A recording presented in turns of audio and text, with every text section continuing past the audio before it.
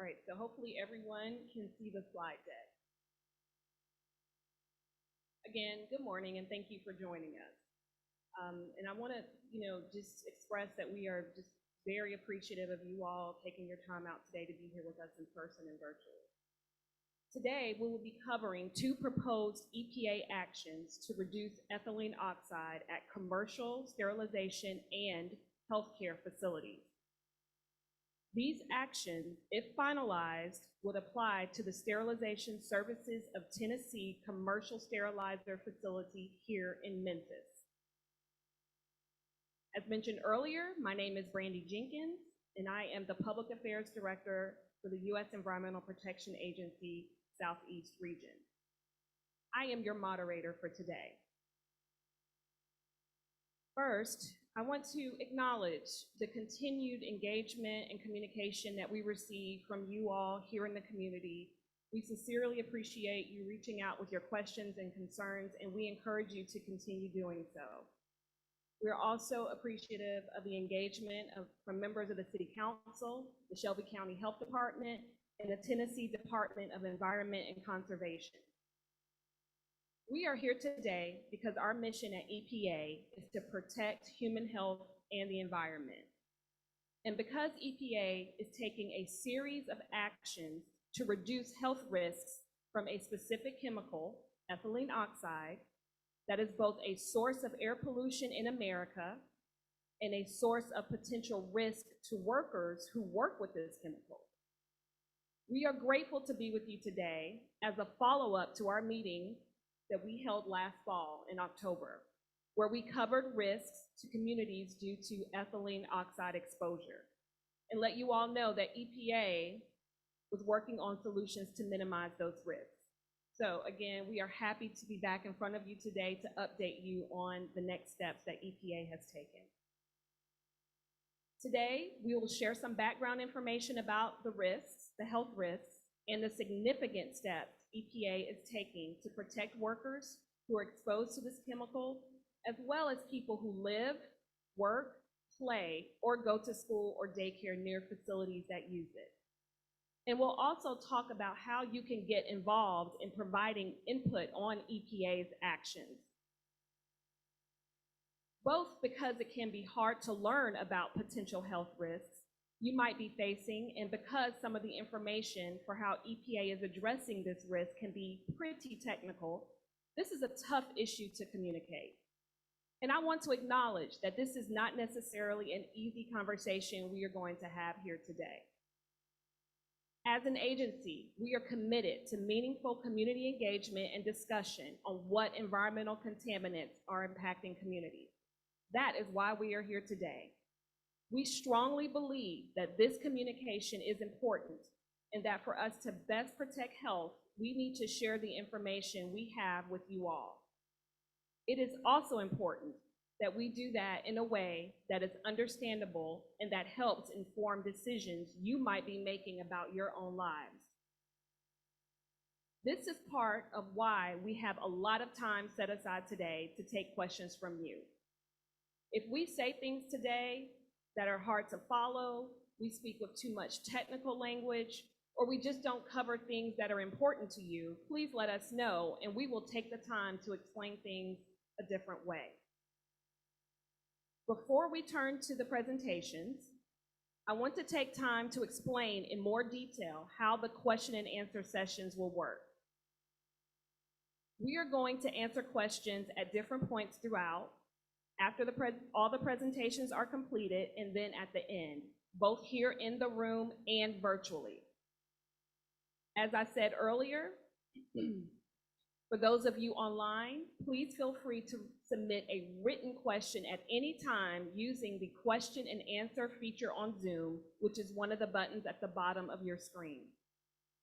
For those of you in the room, we have microphones available, but if you do not want to come to the microphone, we have note cards for you to write your question.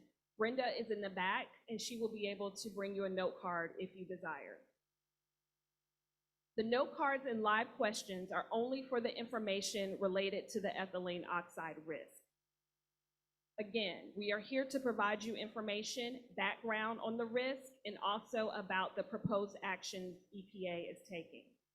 Any comment you have about the proposed actions should be submitted via the regulations.gov website or as a written comment. We have stamped envelopes and comment forms for your convenience. We will provide direct written answers to some questions as they come in, and for some others, I will read the question and our panelists will answer out loud. We are going to do our best to answer as many questions as possible today. That may mean that we group similar questions together for our panelists, and it also may mean that we have to limit the time that a commenter or a presenter may have. So we, at this time, are asking people to limit their questions to 3 minutes. I may also ask our panelists to clarify or add detail if I feel an answer was unclear.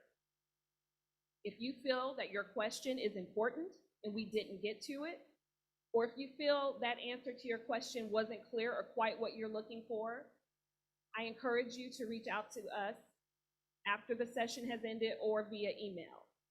And we will work to get those questions to you, the answers to your questions. This is an informational meeting, and we will do our best to answer your general questions. If you wish to have your comments and concerns included on the record as part of the formal process for the proposed actions that we are discussing today, that is a separate process.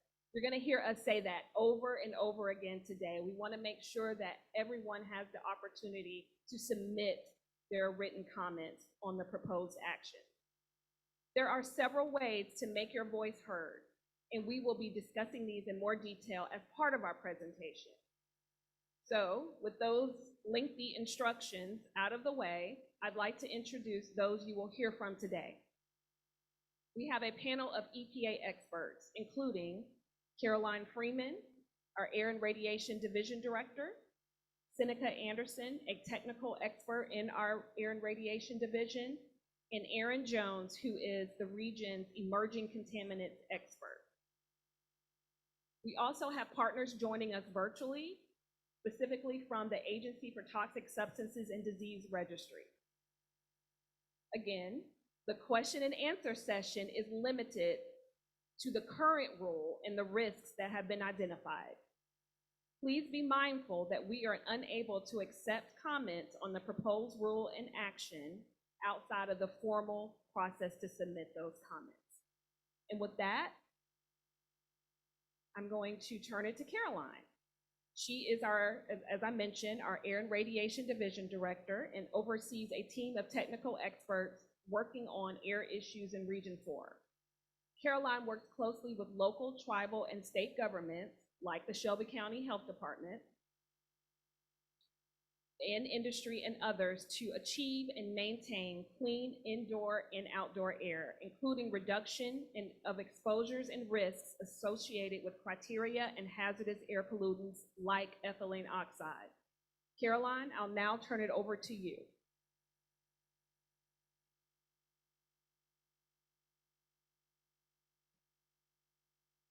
Thank you, Brandy. Good morning, everyone.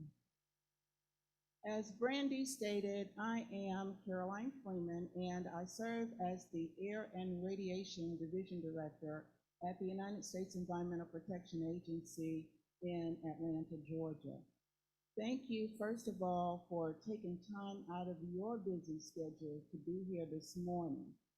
As Brandy said earlier, at the Environmental Protection Agency, it is our mission to protect human health and the environment.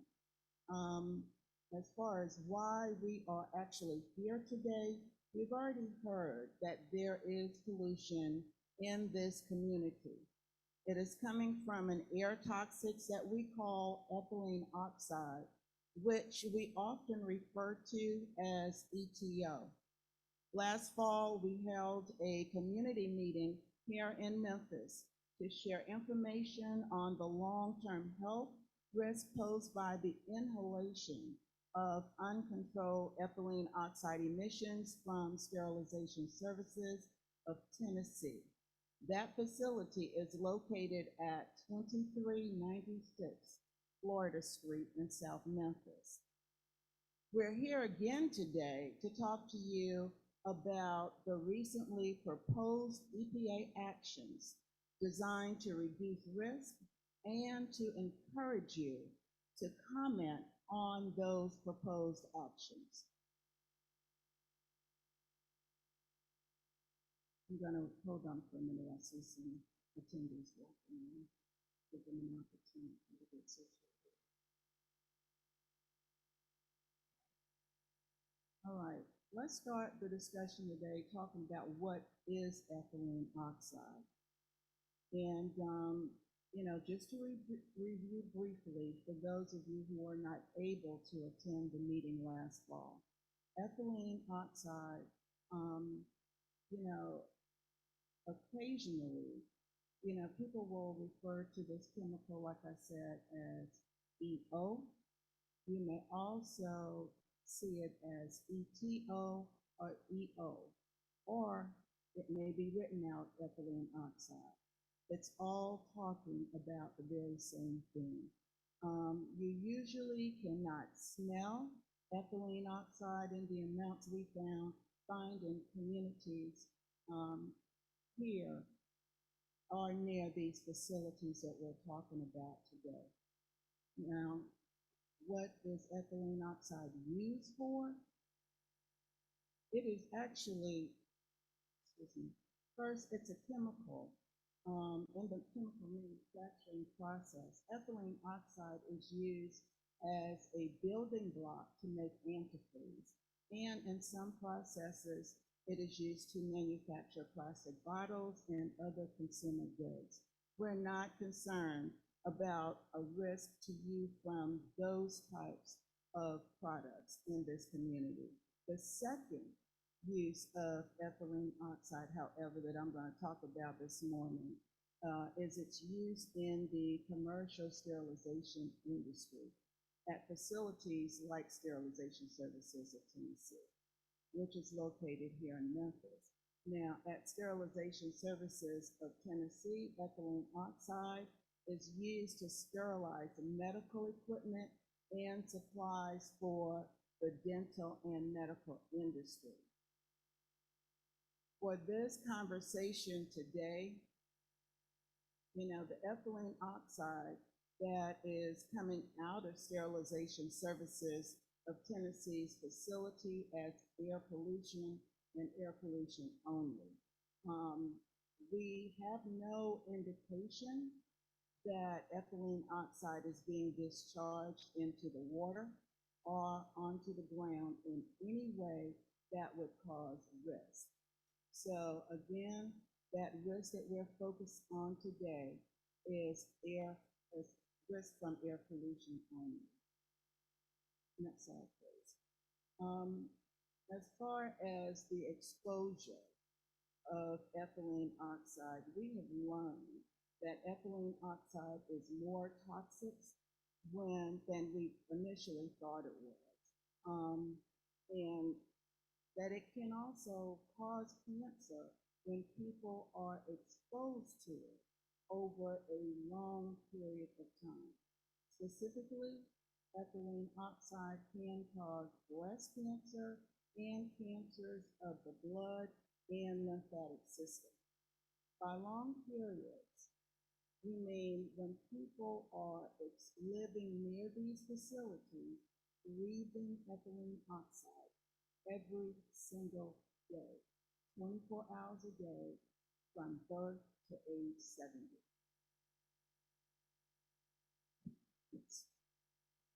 Some special considerations about this risk that we're talking about today.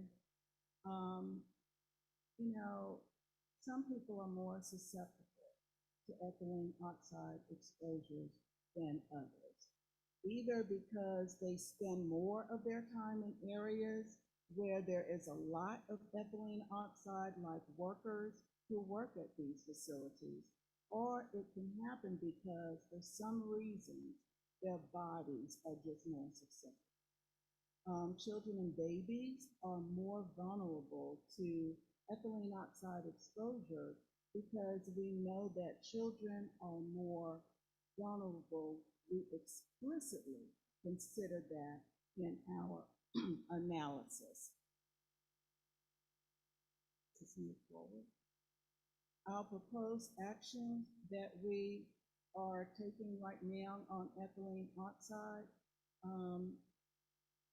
is pretty much to, talk about how you can actually take part in commenting on the steps that EPA is taking.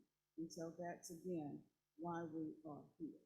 And by saying that, I want you to know that we have proposed 3 separate regulatory actions to lower emissions from ethylene oxide into the air and reduce the health risk that it poses. We believe that the best way to reduce ethylene oxide risk is to reduce the amount of ethylene oxide that is being emitted into the environment. First, we have proposed more stringent standards under the National Pesticides Control Law, the Federal Insecticide, Fungicide, and Rodenticide Act, or FIFRA. These more stringent requirements will apply to all uses of ethylene oxide as a pesticide or sterilizing agent and are designed to provide greater protection for workers and communities.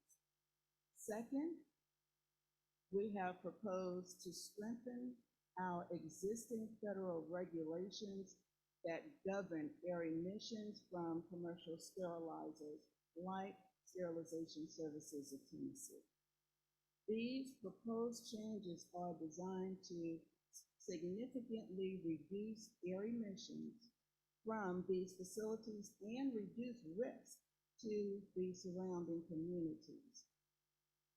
And third, we have proposed to strengthen our existing federal regulations that govern air emissions from chemical manufacturing plants. We won't focus on those proposed actions today because there are no chemical manufacturers who utilize ethylene oxide in the Memphis area. Seneca, sitting to my left, and Aaron to Seneca's left, will be sharing more detail about the first 2 proposed actions in a few minutes and how those proposed actions will reduce ethylene oxide usage and minimize emissions. Next slide, please. Now I'm going to share a little more detail about the analysis we have completed and what it tells us about this facility. EPA scientists analyzed the best information and data available, some of which were collected from these facilities in 2021 as well as 2022. The EPA then combined that data with other local information like weather patterns and locations of homes.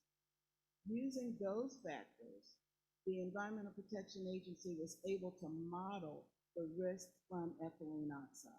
I want to note that EPA's analysis only reflects your potential exposure risk related to ethylene oxide from Sterilization Services of Tennessee.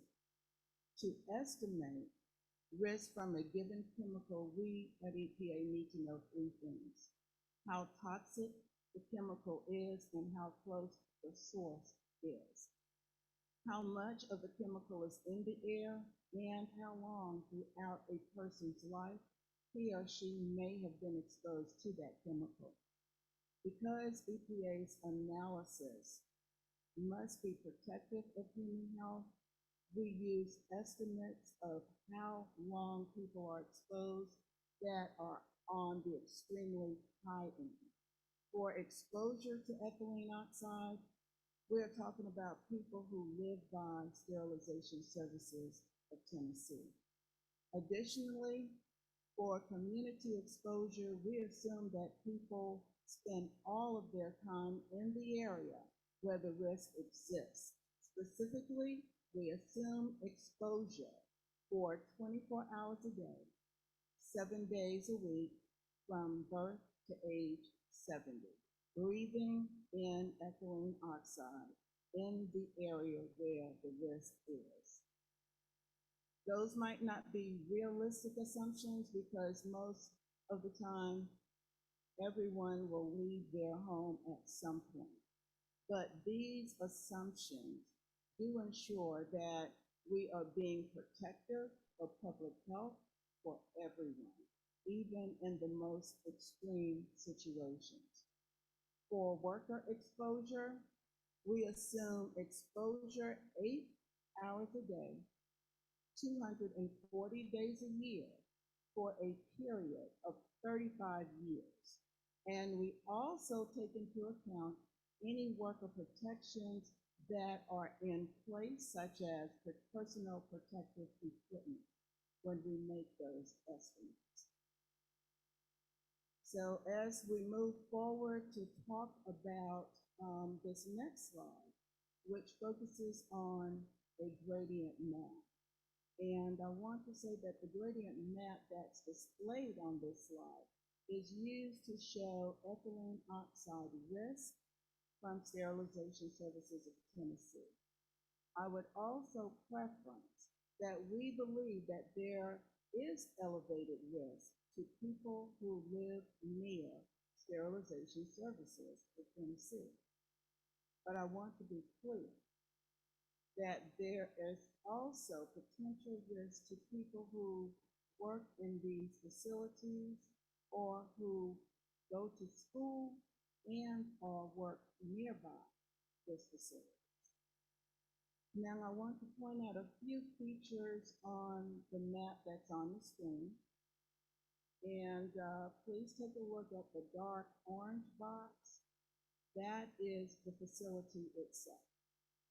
The lighter orange area is a non-residential area that is near the facility where risks are also high. And that lighter orange area can also be referred to as other industrial areas.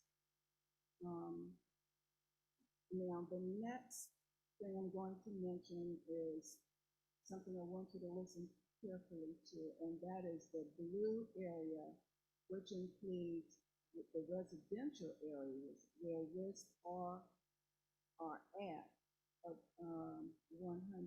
I'm sorry, where it is or above 100 in a million. Impacts extend.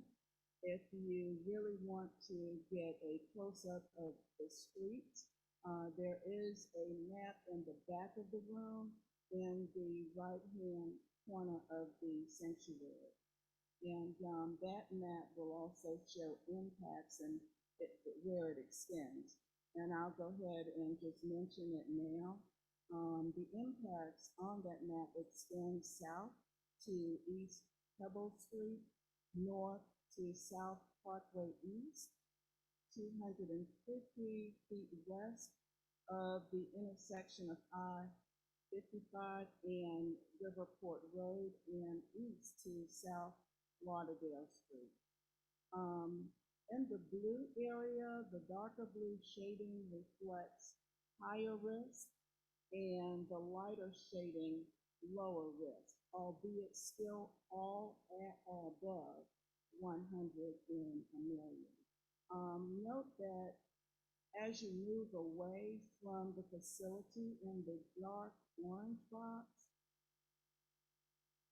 the blue shading gets lighter, meaning, as I said, the risk is actually reducing down to 100 in a million. So the border or the perimeter of that shape that you see is pretty much where the risk falls off to be below 100 in a million. At EPA, we use 100 in a million as our benchmark for identifying where risk levels are considered high.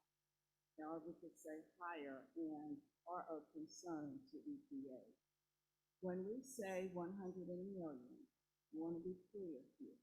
we're saying that we estimate ethylene oxide exposure could contribute to an increase of 100 cancer cases if 100 at 1 million people were exposed at the concentrated level for 24 hours a day, 7 days a week, from birth to age 70. We start our calculations at birth because, like I said before, we want to make sure that we are protected with children as well when we develop our screen. Under the Clean Air Act, we focus on risk where people live. We also are concerned about the risk to workers and others who might spend a part of their time in that light yellow or non-residential areas and in the facility itself. But for this analysis, I want you to know that EPA focused its modeled risk on residential areas. We will share more on actions that the EPA is taking to address the risk to workers and others who spend increased time in this non-residential areas near the facility in the moment. The information that we are sharing today and that we have posted on the web is all based on information that the Environmental Protection Agency collected from Sterilization Services of Tennessee about their ethylene oxide use. We have QA/QC that data to ensure that it is accurate before we actually built it into this model. In many cases, several facilities have already taken action to reduce ethylene oxide pollution, and others are planning to do more to reduce their ethylene oxide fugitive releases. At EPA, we are very concerned about the risk in this community.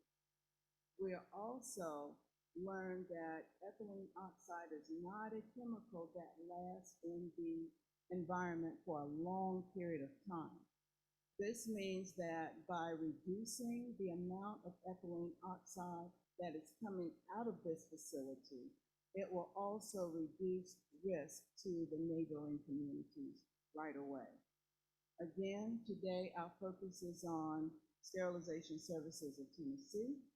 This facility is located at 2396 Florida Street here in Memphis, Tennessee. The facility has been using ethylene oxide to sterilize medical supplies and equipment since 1976. Thank you again for attending today, and we will take questions at the end of all of the presentations. At this time, I will turn the platform back over to our moderator, Brandy, to share additional information and to introduce our very next speaker. Thank you again. Thank you for that information, Caroline.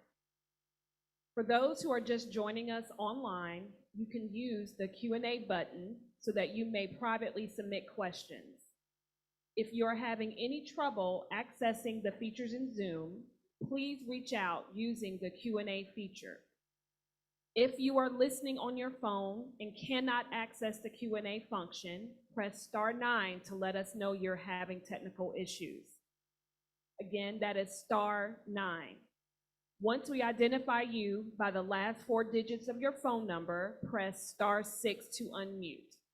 Again, *6 to unmute. I apologize for speaking so loud for those in the room, but I want to make sure that our Zoom participants can hear us clearly. If you would like to make a formal comment, you can do so online, and we will be providing instructions on that process.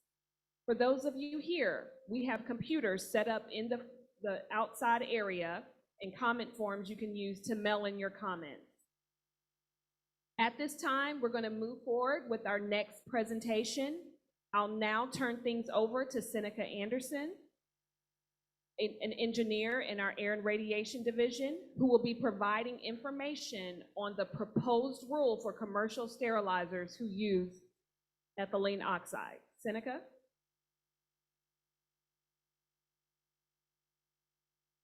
All right, good morning, everyone. Hello, and thank you for the opportunity to speak to you all today. Just like Brandy, I will try to speak loud enough for everyone that is also listening online on the Zoom meeting. As Brandy said, I am Seneca Anderson, and I work in the Regulatory, Communities, and Air Toxics section in the Air and Radiation Division at EPA's Region 4 office. The shorthand version of that is that I'm an environmental engineer on Caroline's staff.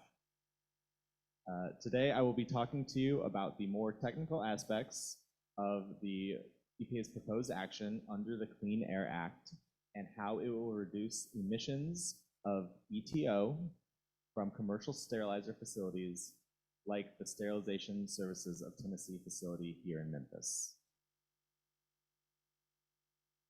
As Caroline mentioned earlier, EPA is proposing 3 actions to reduce emissions of ethylene oxide. I will be continuing Caroline's overview of the proposed rule for commercial sterilizers under the Clean Air Act with some technical details on how this proposed regulation will reduce EtO emissions from these types of facilities. So on this chart, that's the one in the middle for commercial sterilizers. All right. Next slide, please. All right, so if you heard me say the Clean Air Act a couple times, the Clean Air Act is a federal law, and it gives EPA the authority to regulate sources of air pollution. Additionally, the Clean Air Act amendments of 1990 authorize EPA to regulate sources of a subset of air toxics called hazardous air pollutants. There's a specific list of these hazardous air pollutants, and ethylene oxide is on that list.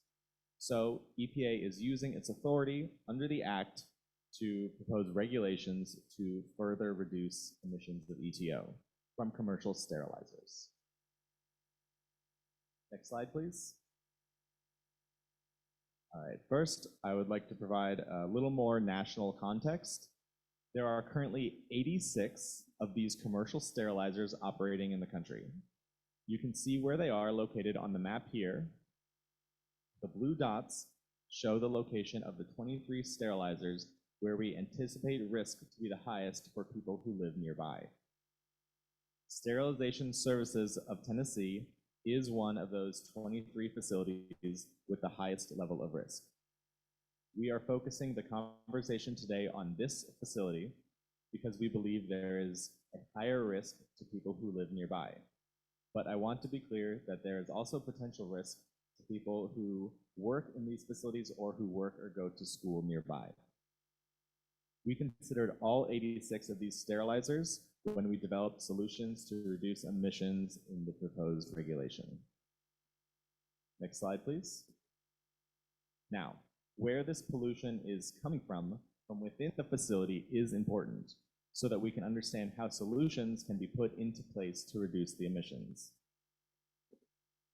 There are 2 types of ways that EtO can leave a facility. The first is that after EtO is used to sterilize objects, it is sucked into a control system. These systems actually clean EtO out of the air and capture it or break it down so that the ethylene oxide released is a much smaller amount. This type of emissions is called controlled emissions. Sterilization Services of Tennessee has controls on several processes at its facility.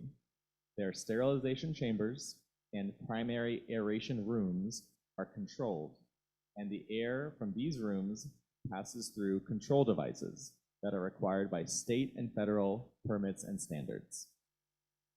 The second type of emissions is from EtO that doesn't get sucked into a control system. It is EtO that escapes through other places, leaks and gaps, even windows and doors. This escaping EtO is sometimes called fugitive emissions because it is not captured by the control systems. Unfortunately, fugitive emissions are not covered under the current regulation because when that regulation was written, a couple decades ago, the importance of these fugitive emissions was not understood. At Sterilization Services of Tennessee, the majority of the ethylene oxide risk is coming from these escaping or fugitive emissions. In fact, we estimate that 14% of the risk from Sterilization Services of Tennessee is from the controlled emissions, and 86% is in the form of uncontrolled fugitive emissions. Yes. So the best solution to reduce EtO risk from this facility, as Caroline said earlier, is to reduce the emissions of EtO entering the environment that are coming from the facility.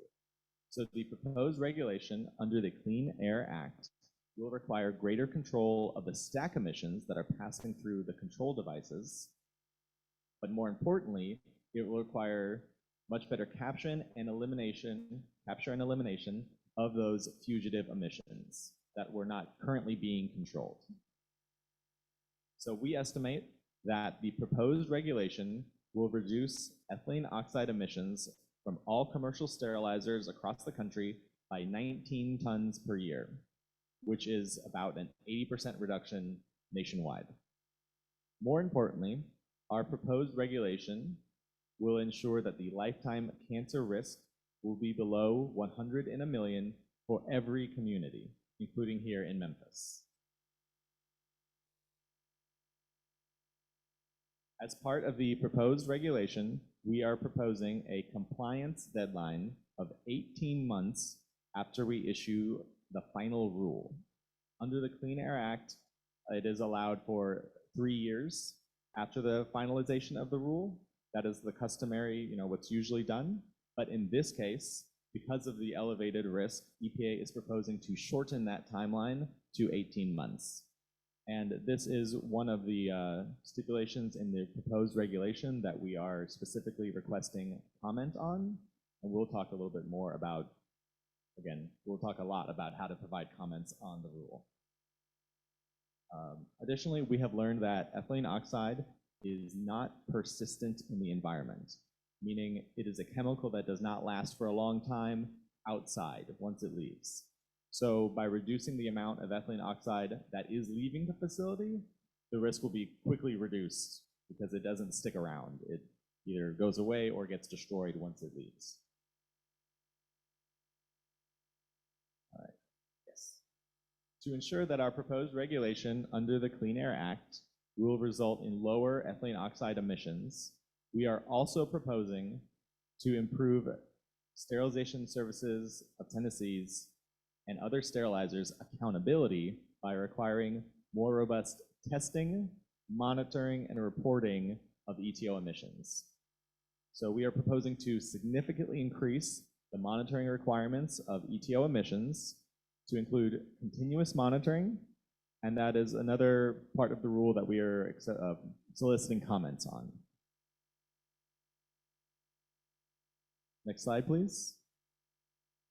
So to summarize, our proposed action under the Clean Air Act, which is for commercial sterilizers, will significantly reduce EtO emissions from the commercial sterilizers like Sterilization Services of Tennessee through a combination of much better control equipment for the so-called fugitive emissions, tougher standards for stack emissions that are already being controlled, and improved accountability through more thorough testing, monitoring, and reporting.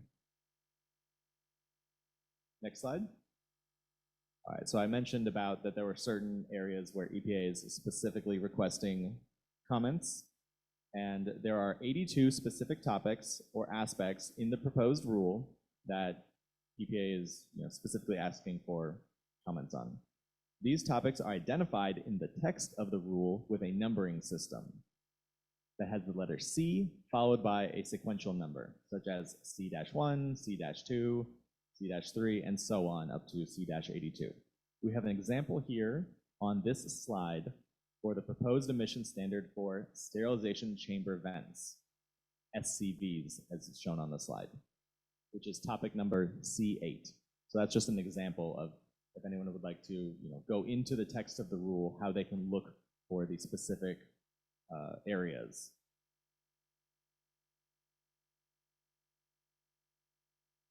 So when you're reading the rule, you can just do a scan for C dash, and you can go through all of them, or you can look for a specific one. Next slide, please. Our proposed regulation was published in the Federal Register on April 13th. The comment period extends until June 27th, and we are conducting webinars and meetings at the national and local level, such as this one, to the end of the comment period. We expect to issue the final rule within 1 year of the end of the comment period. And we are proposing a compliance deadline of 18 months once the rule is finalized. As I said, instead of the customary 3 years. So this concludes our presentation on the proposed regulation under the Clean Air Act. And I keep saying under the Clean Air Act because of the other action that my colleague is going to talk about. That is under a different federal law. So we have the Clean Air Act, and then I will turn it over to our next speaker to talk about EPA's proposed action under a different law. Okay, thank you, Seneca. Before we move on to Aaron, I would just like to remind everyone participating online that you can place your questions in the Q&A area in Zoom. We are going to answer those questions live unless the commenter requests to be anonymous. We will also offer an opportunity at the end of the meeting. Now we are going to transition to Aaron Jones, the Emerging Contaminants Coordinator in EPA Region 4. Aaron is here to talk with you today about EPA's proposed actions to address ethylene oxide under our EPA Office of Chemical Safety and Pollution Prevention. Aaron? Thank you, Brandy, and good morning, everybody. I'm glad to be here with y'all this morning. So again, in my role as the Emerging Contaminants Coordinator in our region, much of my work focuses on evolving issues that reflect the newest and the best science that is available to EPA. And so then we take additional policy and regulatory steps once we have that science to ensure protection of human health and the environment. Next slide. So once again, y'all have seen this slide a couple times. It's reminding us of those 3 actions EPA is proposing to take to address ethylene oxide. And specifically, I'm going to be talking to you now about the first one in the yellow circle. This action, if finalized, will apply to anyone who uses EtO as a sterilizer, and that includes, but it's not limited to, commercial sterilizers, such as the Sterilization Services of Tennessee facility here in Memphis, but it also includes locations such as healthcare facilities. It is more than just commercial sterilizers that comes under this rule that I'm going to tell you all about. Next slide. So while EPA regulates EtO under a number of different environmental laws, you just heard about the Clean Air Act from Seneca. We also regulate it under the FIFRA. You'll hear me call that FIFRA, but what it is the Federal Insecticide, Fungicide, and Rodenticide Act. Again, we're going to keep calling that FIFRA today just to shorten it up. And again, under the Clean Air Act, EtO is an air toxic, but because it's also regulated under FIFRA because it's a pesticide.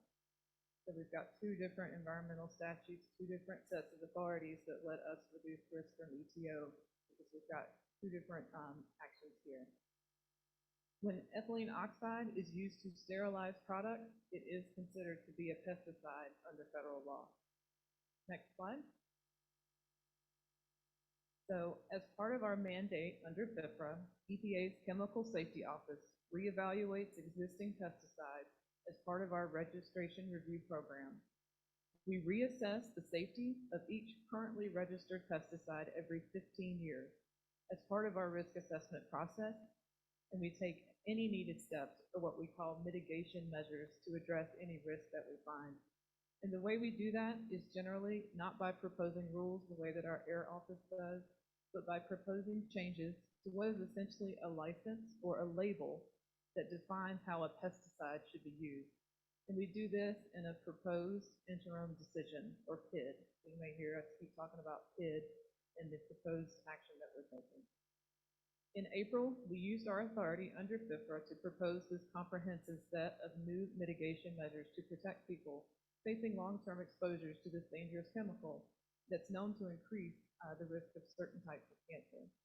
Our proposal will protect both workers who are exposed to EtO on the job, as well as people who live, work, or go to school or daycare near facilities that emit EtO.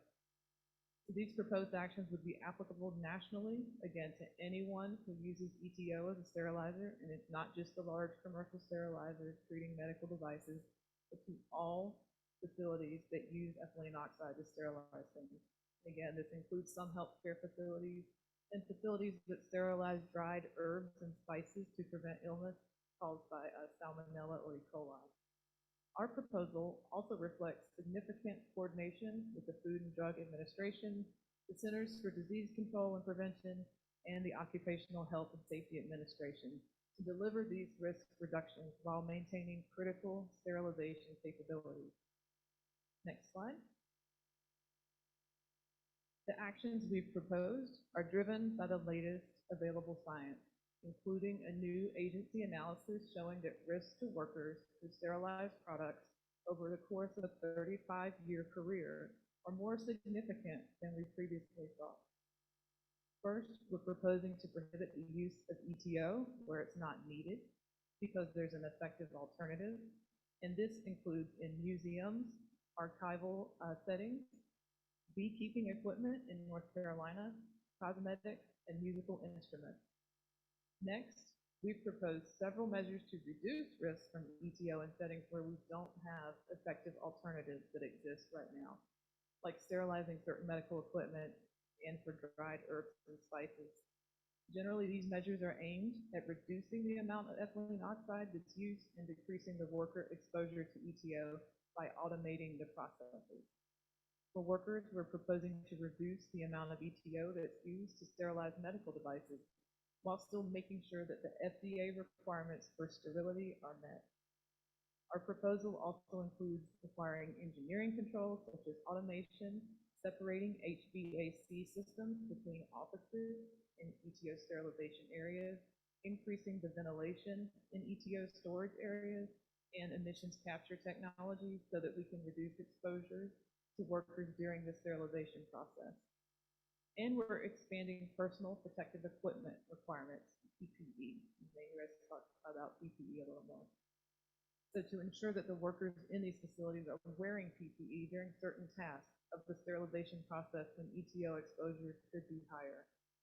In addition, we're setting a new requirement that all workers in a facility wear PPE when EtO concentrations exceed 10 parts per billion, or ppb, based on real-time monitoring, even for employees in the facility that aren't directly working with EtO.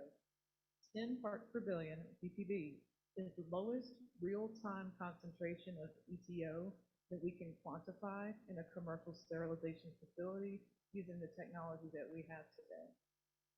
We're also proposing new engineering controls for healthcare facilities that sterilize medical equipment, such as negative air pressure in rooms containing EtO sterilization devices and the use of abatement devices that will remove EtO from exhaust air and reduce discharge to the environment. So these are just a few examples of the measures in the PID. And additionally, this proposal is going to include data collection and reporting requirements in commercial sterilization facilities. It's going to help identify and improve the protective monitoring technologies and assess the effectiveness of these mitigation measures over time. So based on this data, we intend to initiate the next round of registration review for EtO as a pesticide earlier than the 15-year time frame so that we can take faster action to incorporate any needed additional protections as we gather this additional data and account for any advances in technology that occur if we can monitor at a lower level in the future. Although we know from our extensive engagement with EtO industry representatives that many of these measures are already being implemented at some facilities, our proposal is going to require these measures at all EtO commercial sterilization facilities to protect all workers. Some of the measures can be quickly implemented at facilities, such as PPE or putting on that protective equipment, but others could take a little longer to implement, such as engineering controls. We're working to take additional action when the data show that more protection is needed and when new processes or technological advances can further reduce exposure. So taken together with EPA's proposed air emission standards rule that you've heard about, these actions represent a comprehensive approach to increase safety in communities, for workers, and for all who are exposed to this air toxic at work or in schools, while providing a path for these facilities to continue to fill that critical national need for sterilized medical supplies. Next slide. So we definitely want to hear from you about our actions. We are encouraging stakeholders, including community, industry, and public health leaders, to participate in the public comment process as the agency strives to reduce this risk from EtO. Again, the public comment for this action, as well as the clean air action, closes on June 27th, so they close on the same day. In a moment, we're going to walk you through the details about how to learn more about the process to provide comment. Next slide. So once that comment period closes, it typically takes EPA about a year to address the comment and make a proposed decision final, so to finalize that bid. And we'll publish the interim decision at that time. Depending on the protective measure that we're talking about, it could take 1 to 5 years for a facility to fully comply. And the timeline for the implementation of each measure is something we're taking public comment on, so we want to hear from you what you think about those timelines. And so throughout this process, we're going to continue to work to ensure that the public, especially in impacted communities, have access to the information that they need to make informed, independent judgments about the risk and to increase public involvement in the regulatory process. So I'm going to turn this back to Brandy now to allow us to address any questions that you may have about the two actions that you've heard about from Senate and myself. Thank you, Erin. Before we move on to see if anyone have questions, I want to just take a moment to thank Pastor Fuller and the Bloomfield Baptist Church team for having us here today and hosting us. We really appreciate the teamwork and all of the efforts that have gone into making this a successful meeting. We understand having a hybrid format for a meeting is challenging, and so we really appreciate you all stepping up and helping us achieve this. So again, thank you, Pastor Fuller. So as Erin mentioned, we'll take a few questions here in the room before we go to our next part of the presentation. And so after we take questions in the room, we'll see if there are any questions online, either via phone or via the Zoom platform. I want to reiterate that if you wish to have your comments and concerns about the proposed actions included on the record, please, please, please follow the process at regulations.gov. Ask Brenda in the outside area for a stamped envelope where there's a comment form, and you can just drop it in the mail, and we encourage you to do so. Erin will be walking you through how to navigate regulations.gov to submit a comment in just a few minutes. So, are there any questions here in the room before we move on? There will be another opportunity after Erin's last presentation is over to ask questions as well. If you could walk up to the mic so our participants over Zoom can hear the question. I may have to repeat it for our Zoom audience. Yes, ma'am.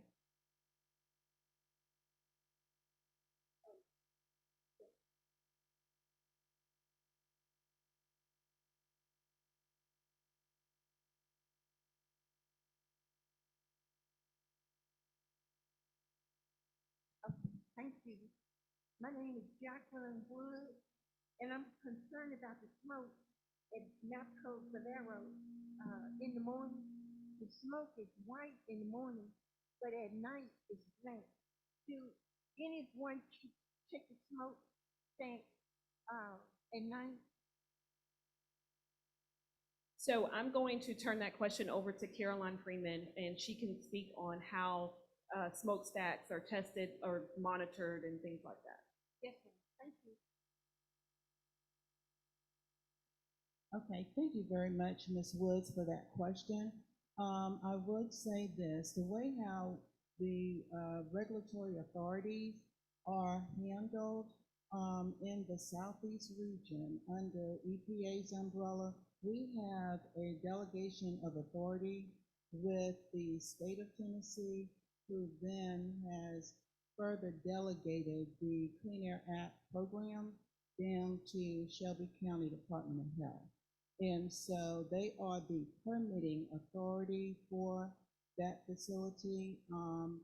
Unfortunately, I don't have information on the MAPCO facility today, but if you don't mind, I would refer you over to Shelby County, and they actually have the first right of authority to actually assess emissions tied to MAPCO.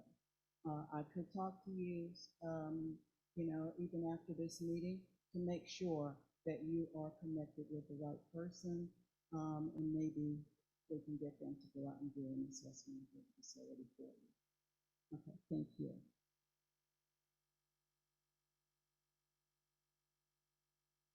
We're going to check your microphone. Thank you.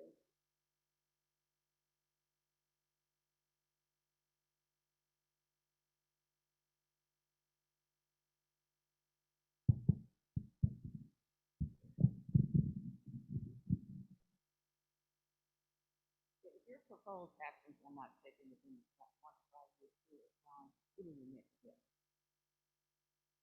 Thank you for that question. The question is, if the proposed actions are not taken within the 1 to 5 time period, what are the next steps?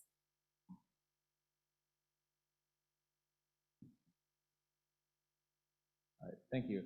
So just to reiterate that we were talking, my colleague Erin and I were talking about two different laws. So under the FIFRA action that she talked about, the compliance timeline is, varies between 1 and 5 years. And then the action that I talked about was for commercial sterilizers. That is the proposed compliance timeline of 18 months or a year and a half. Just reiterating to make that clear for everyone. Now, as far as the Clean Air Act, if facilities do not comply by the compliance date, that is when I call my friends and coworkers in our enforcement and compliance division, and they would take action, compliance and enforcement action against facilities who are not in compliance by the date. And then I'll let Erin talk about. And yes, under FIFRA, again, this is because ethylene oxide is considered to be a pesticide, and under federal law, all pesticides have to have a label and be used according to the label. And so, if, the label has 1 to 5 year timelines for the different mitigation measures we're proposing. So if those become final, as Seneca said, we will be calling our enforcement on the FIFRA side of our program office, and they will enforce and ensure that the label conditions are not being violated at any one facility that uses these pesticides. You have a follow-up to that? Okay. If they become final, so you're saying that they're different proposals? Yes, the rules that we've talked about today are in the proposal stage, and we are specifically in the public comment period. That's what we're talking about. And then once those comment periods close, for both of the actions that we've talked about, it generally takes 1 year for the rule to become final. And when we say, if it becomes final, a rule will become final. It just means that it may not be exactly as it's currently proposed, because we are accepting comments, and the EPA will look at all of the comments that we receive, which can usually be thousands, which is why it takes some time. But then incorporating any of those comments, it can change the final rule in some ways. So that's just what we mean when we're talking about the difference between the rule as proposed and what the rule will look like final. Also, ma'am, I would like to, no problem. Also, ma'am, I would also like to add that the 18 months that we are sharing with you that's in the proposed action, the EPA is taking comments on that compliance timeline. So even though normally under these circumstances, a facility would have 3 years to come into compliance, meaning meeting all of the federal regulatory requirements for control technology. This particular rule, EPA has proposed a shorter time frame, and we are taking comments from the public on whether or not that frame should also be considered for, reduced time to implement these rules.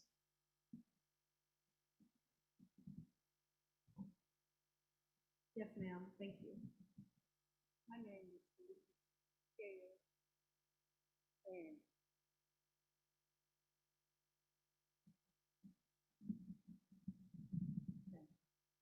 my name is Felicia Scale, and I have 2 questions. My first question is, Caroline, you gave us an example of the cancers that could have been caused by EtO. My question is, could EtO also have caused cancer to our body organs, like our kidneys, pancreas, and so on? The second question is, when did the EPA realize that EtO had gotten to the point where it was dangerous in the atmosphere? So, thank you, Ms. Scales, for your question. She had a 2-part question. The first part was that Caroline provided some examples of cancer in her presentation that are caused by ethylene oxide. Ms. Scales would like to know if there are other types of cancers caused by ethylene oxide, such as cancers to body organs, such as your kidneys and your pancreas. Ms. Scales, we do have a partner online from the Agency for Toxics and Substance Disease Registry, and I'm going to ask Peter to answer that question, and we'll provide you a response in just a minute. The second part of Ms. Scales' question referred to when did EPA realize ethylene oxide is as dangerous and had such a high impact as we are discussing today. All right, thank you very much for that question, Ms. Scales. First of all, EPA started looking into ethylene oxide a little closer in 2016. And over a period of 2 years, sometime around 2018, we realized that ethylene oxide was far more toxic than we initially thought. The first step that EPA took, it looked at chemical manufacturing facilities. And we thought that by looking at those facilities and putting additional regulatory requirements in place, that we would be reducing ethylene oxide emissions from the environment. Further studies showed that we still had elevated levels of ethylene oxide in the environment surrounding commercial sterilizers. And so the EPA issued an information request to all of the commercial sterilizers nationally to get information about their ethylene oxide usage. And after evaluating that information, we went back out again to each one of these commercial sterilizers nationally to get updated information. And then we went through the process of doing quality control on the information that they sent us, partnering with our state agencies, as well as the local air pollution control agencies, to make sure that that information was accurate. Then we started modeling these facilities. And so last fall, when we came to Memphis, we had learned, I believe sometimes the last set of data came in July. We came to Memphis last year in October and shared what those risks were surrounding the sterilization services facility here in Tennessee. At that time, we also informed you that EPA was already taking action to reduce ethylene oxide air pollution emissions from those facilities. And pretty much that is why we're here today, because those rules have been proposed, and we're seeking feedback from the public.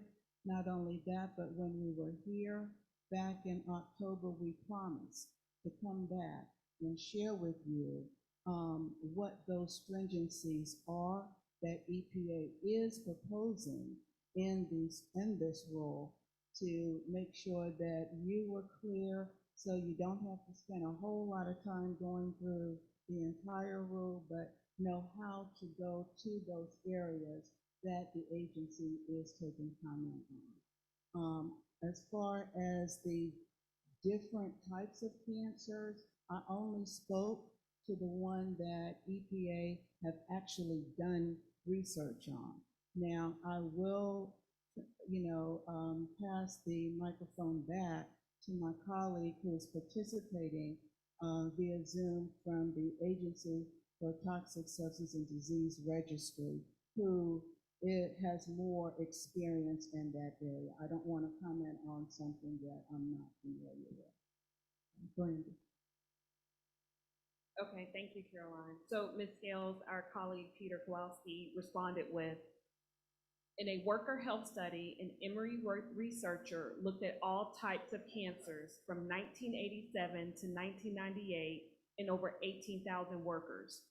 The researchers only found evidence of a link between certain lymphomas and ethylene oxide exposure, and also breast cancer and ethylene oxide exposure. No other cancers.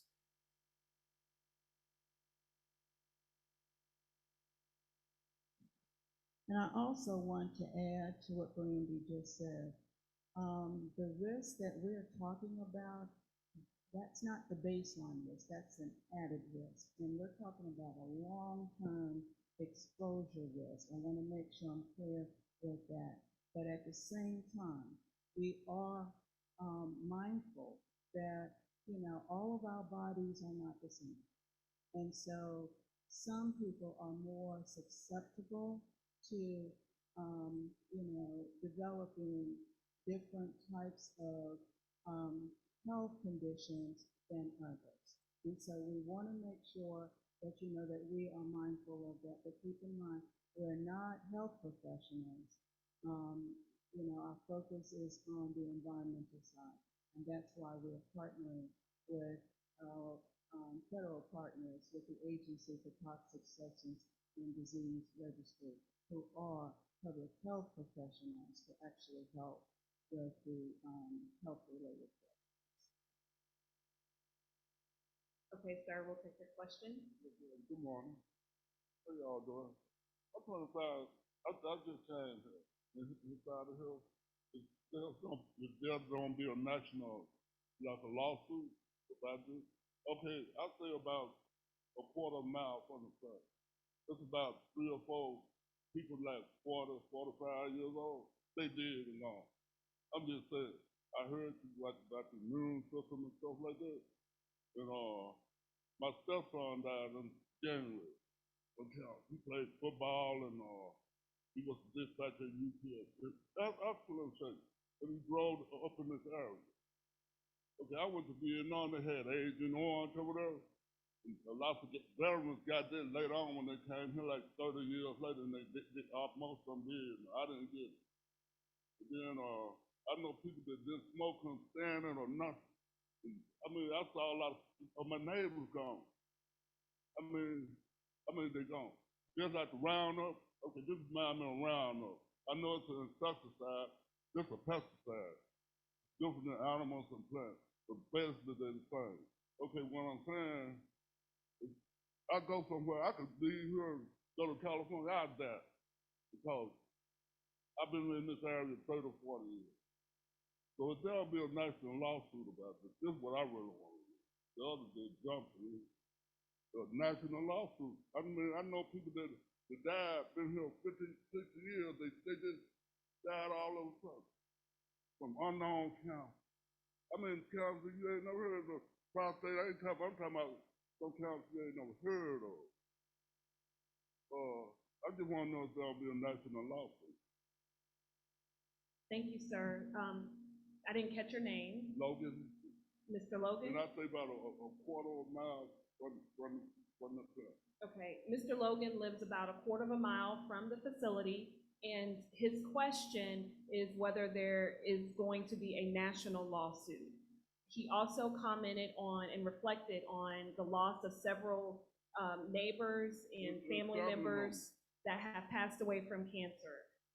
So as far as a national lawsuit, EPA does not have any role in that. What we are going to look at is the proposed rule and the compliance that the company has with that rule. And then, as Seneca mentioned earlier, we will take that compliance and determine whether or not an enforcement action is necessary. That is after the rule has been finalized, after the public comment period closes. Okay, I understand the rule, but if you go to Roundup, okay, this how Roundup started off. This how the people around that plant with Texas Council. Now it's a big national lawsuit. Everybody that wants to started the same way that if you could start Roundup with this, really ain't no different than the situation. People just dying all over. They children, they can't have kids, different things. Because lots of our kids can't have kids, but they sterilized from this stuff. I mean, it's going out to our kids, our grandkids. Yes, sir. Yes, sir. Mr. Logan, I don't know. what I would encourage you to do is to make that comment on this during this time. I encourage you to make that comment. Online. Yes, sir. And Brenda in the back can help you navigate that. Thank you so much. Yes, ma'am, we'll take your question, and then we have a question in the Zoom that I would like to read out loud for our in-person attendees and respond. Okay, my name is Brenda Butler. Okay, now for EPA to be out here, we know that this is very serious. If we'll look at people need to do their research. If you look at the Union of Concerned Scientists, they have information on what's going on now with what they're talking about. Also, the Southern Environmental Law Center, they have concerns on this also. They deem this as an emergency. It's nothing that you should take lightly. So we need to do our research. They do have lawsuits out there, but we need to do our research. This is affecting our children. It affects them more because of their DNA, the way it multiplies. So I have neighbors who have had cancer. So what type of liability do the companies have for releasing it? Now, in other states like as Virginia, they started right away utilizing measures to protect their community. But here in Memphis, it has been ignored. And they have known about this for a long time. But because of the area we live in, they're taking it lightly. So this is very serious, y'all. Okay? And that's it. Thank you for that, Ms. Butler. And again, I encourage you to make that comment during this time. And just as a recap for our Zoom audience, Ms. Butler, she commented that this is a serious issue.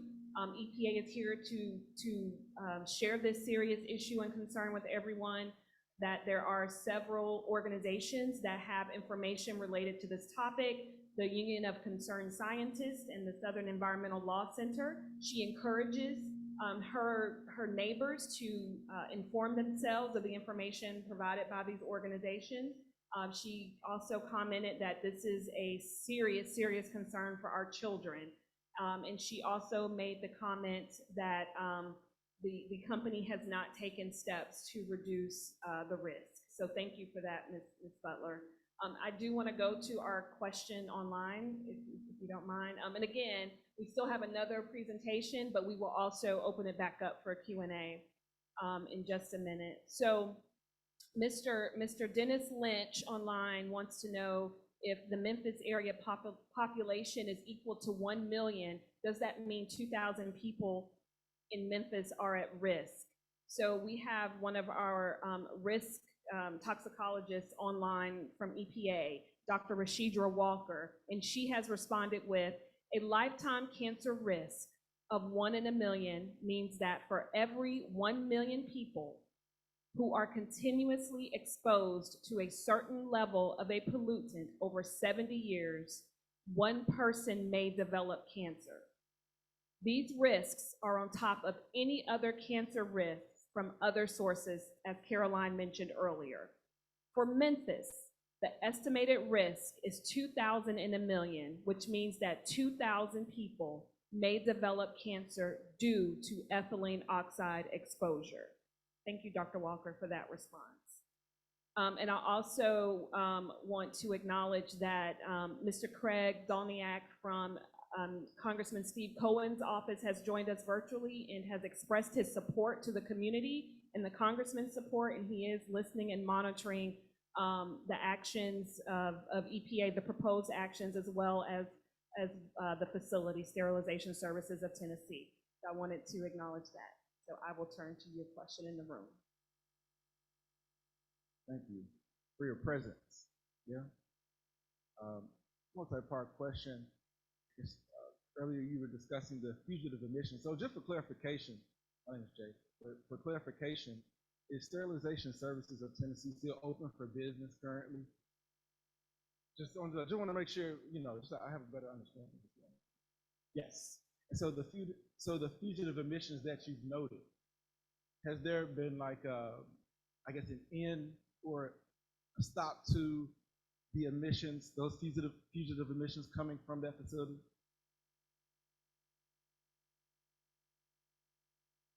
Okay. Yes, Let me repeat the question for those who are listening online.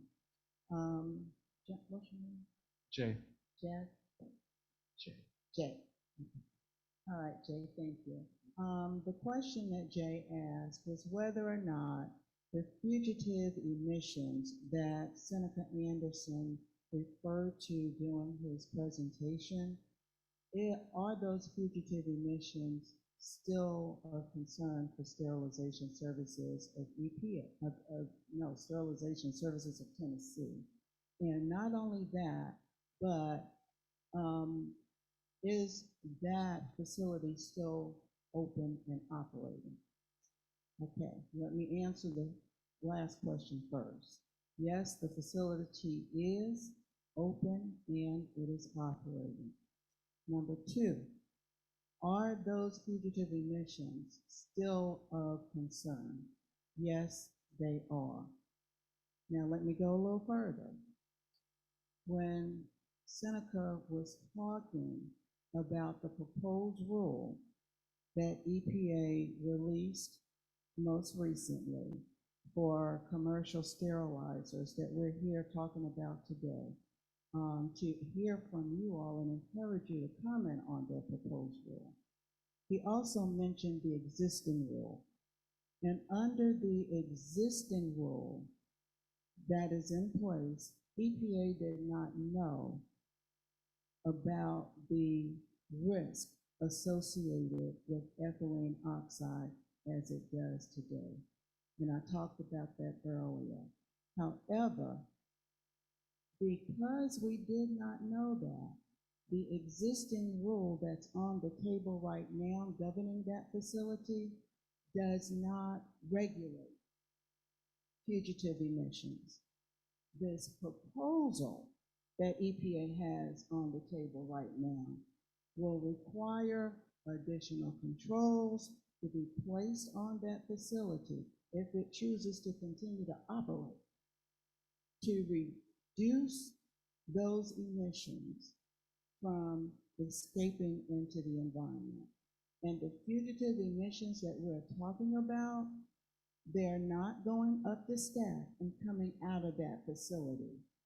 We're talking about uncontrolled emissions that may escape when a door is open, a window is open, if there are cracks in the facility. That's the emissions that we're talking about, that we are really, really concerned about. And so that is why EPA took a national look, not just at sterilization services of Tennessee. And we are requiring, if you're gonna operate these facilities, then you have to put these control measures in place and the additional monitoring requirements and record-keeping requirements.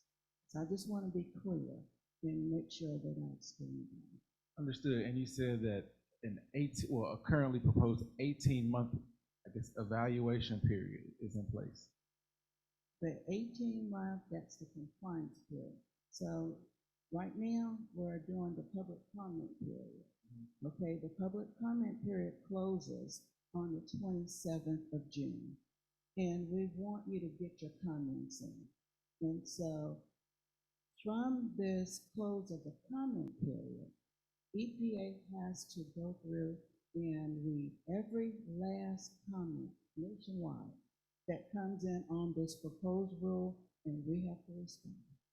And then from there, we can move forward.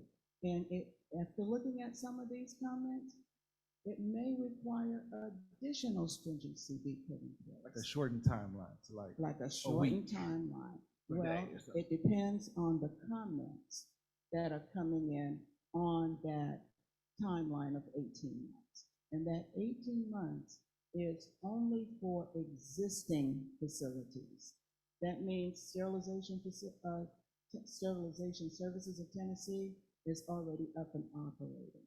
So that means that when this rule is finalized, then Sterilization Services of Tennessee, based on the proposal right now that's on the table, will have 18 months to comply with all of those additional requirements. Understood. Understood. So, I mean, just as a comment, it would be, I guess, I don't know, it's interesting to see how, I guess, EPA wouldn't be more proactive in terms of, regardless of the comment period, if there's a danger to the public and to the community, why not just shut it down? I mean, or why not, I mean.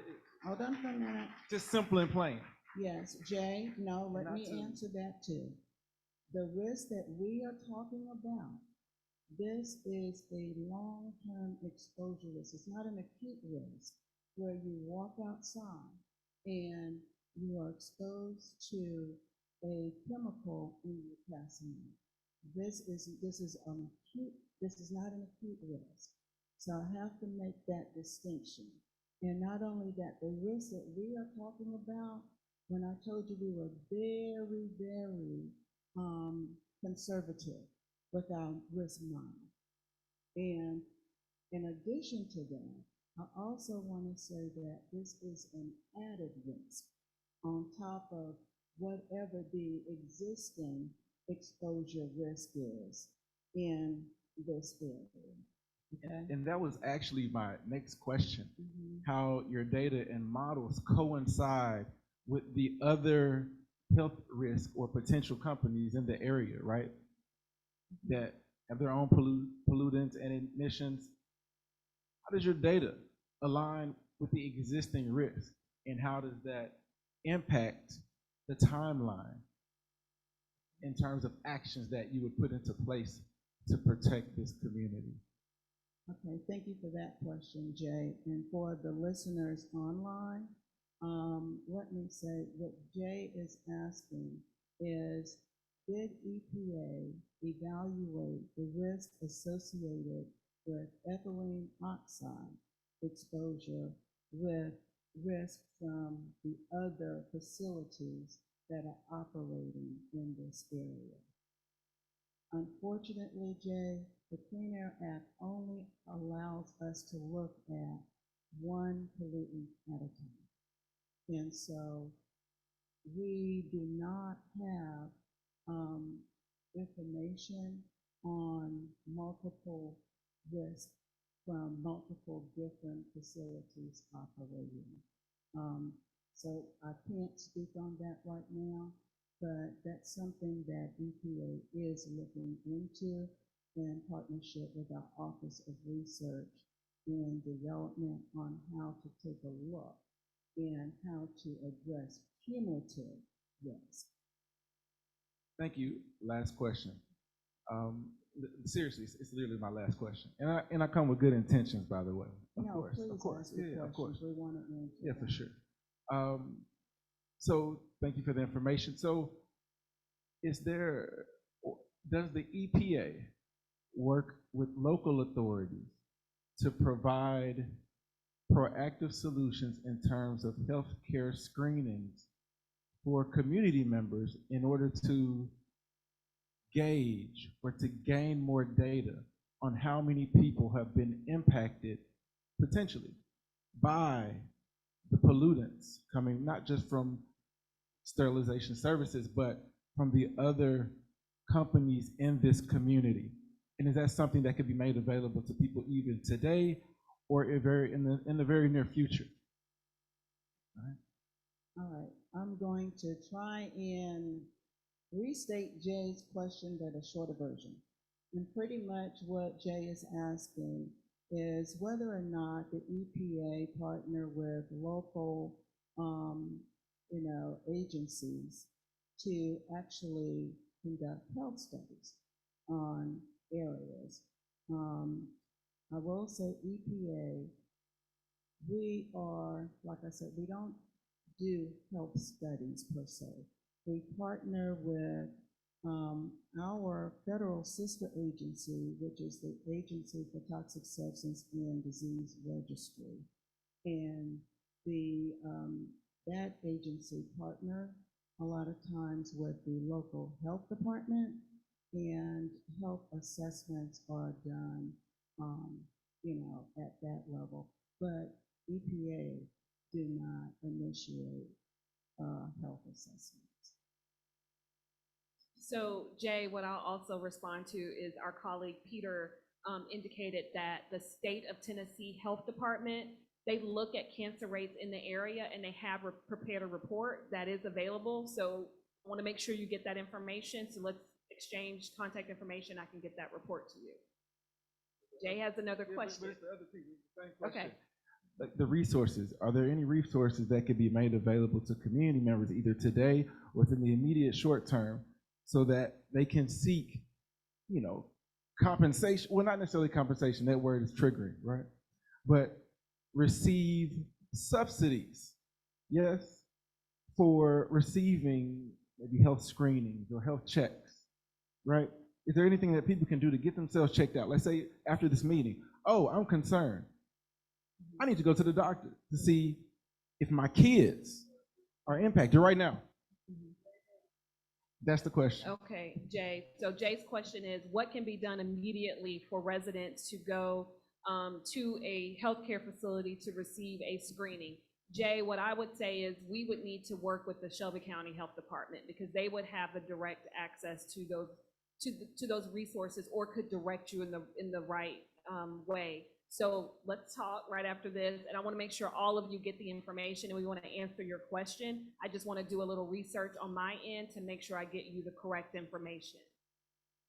And that would be an amazing follow-up with the Shelby County Health Department in conjunction with the EPA to see what can be done to ease the concerns of people and to protect the people in this community. Yes, Thank sir. you. Thank you very much. Okay, we have another question in the room. And we have two more questions in the room, and then we also have three questions in the room and a question online. Once we finish that block, I would like to move on to our last presentation, and then we'll resume the question and answer piece. Sir, thank you. Good morning. My name is Marcus Belton. Good morning to you all. Good afternoon. Y'all take a look at these people. Take a look at them. Look at each and every one of them in here. I'm listening. And I'm listening to the numbers. These people are coming to you all for help. I'm hearing mess. Mess. It ain't getting it. The numbers that you brought. Numbers lie. They say numbers don't lie. But young lady, this neighborhood, They have lost lives. You hear me? Look at them people. Some afraid to speak. Some want somebody to speak. They want somebody to trust. Right now, they can't trust you. They cannot. I want to ask no one in here right now to trust you because of the words and the numbers that I'm hearing. I lost. It's my ex-wife. The mother-in-law is gone. The father-in-law is gone. Some of the family are sick. They live a quarter mile from me. I'm asking you all, not the city, not the state. Somewhere down the line, God got to touch somebody's heart to do right by these people. By these people. Your elite that's above you,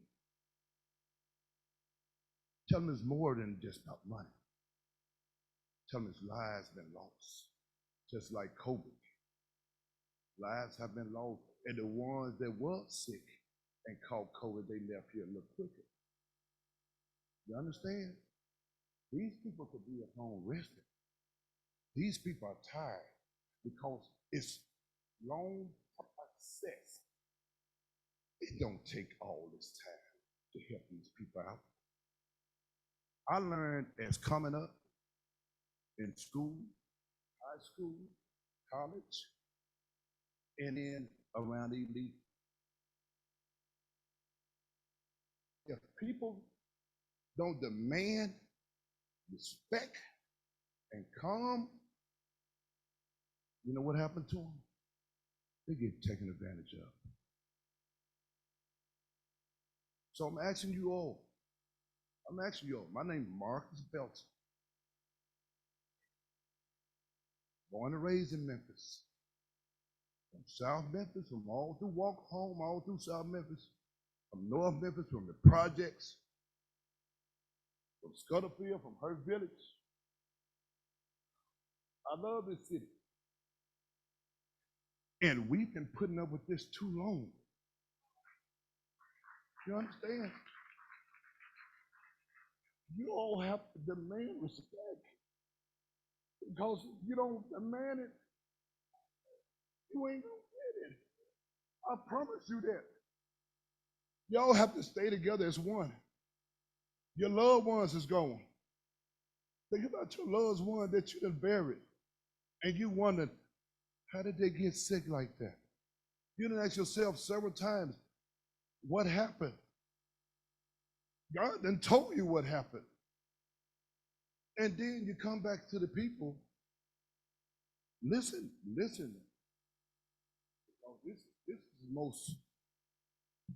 this is taking me for a loop. If you know you have a plant, you hear me, young lady? If you know you have a plant and it's kicking off, that kind of emission, those kind of smoking chemicals, I see it. And you're putting it, I don't see no race. I don't know if you're black or white. All I know is God and do right by people. I know you all have a job. You got your family to take care of. But when you leave up out of here, when you leave from here, God's going to touch every piece of one of your heart because he knows you will always get so much. It goes higher than you. It goes much higher. You all just a face. Just a face. Where the young man at? He had some good questions. Good questions. He's a young fella. He's here because of the older. You have young people coming up now, and we ain't going. I promise you. I put it on everything.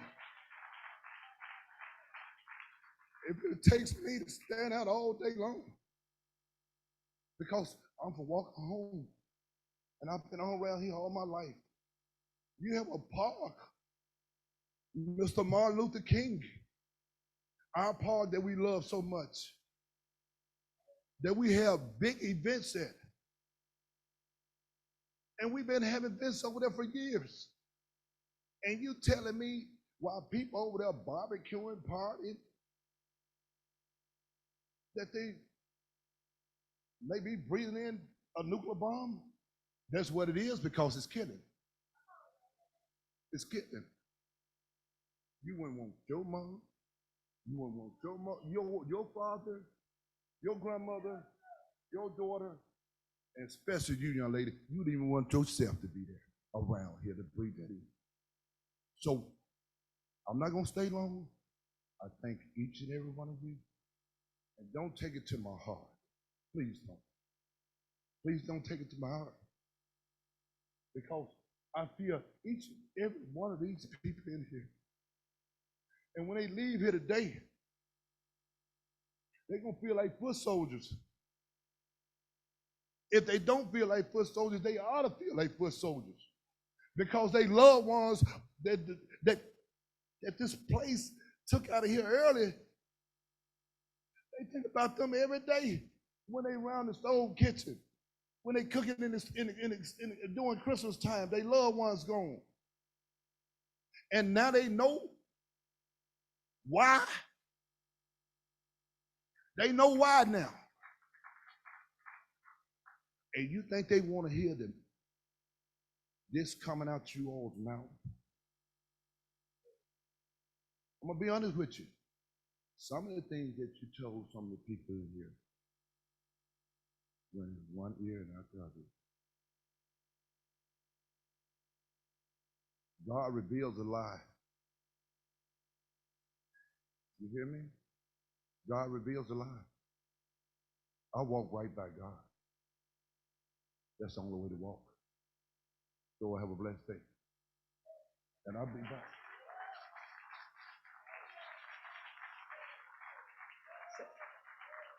Thank you, Mr. Belton, for that comment, and thank you all for the encouragement that you gave him.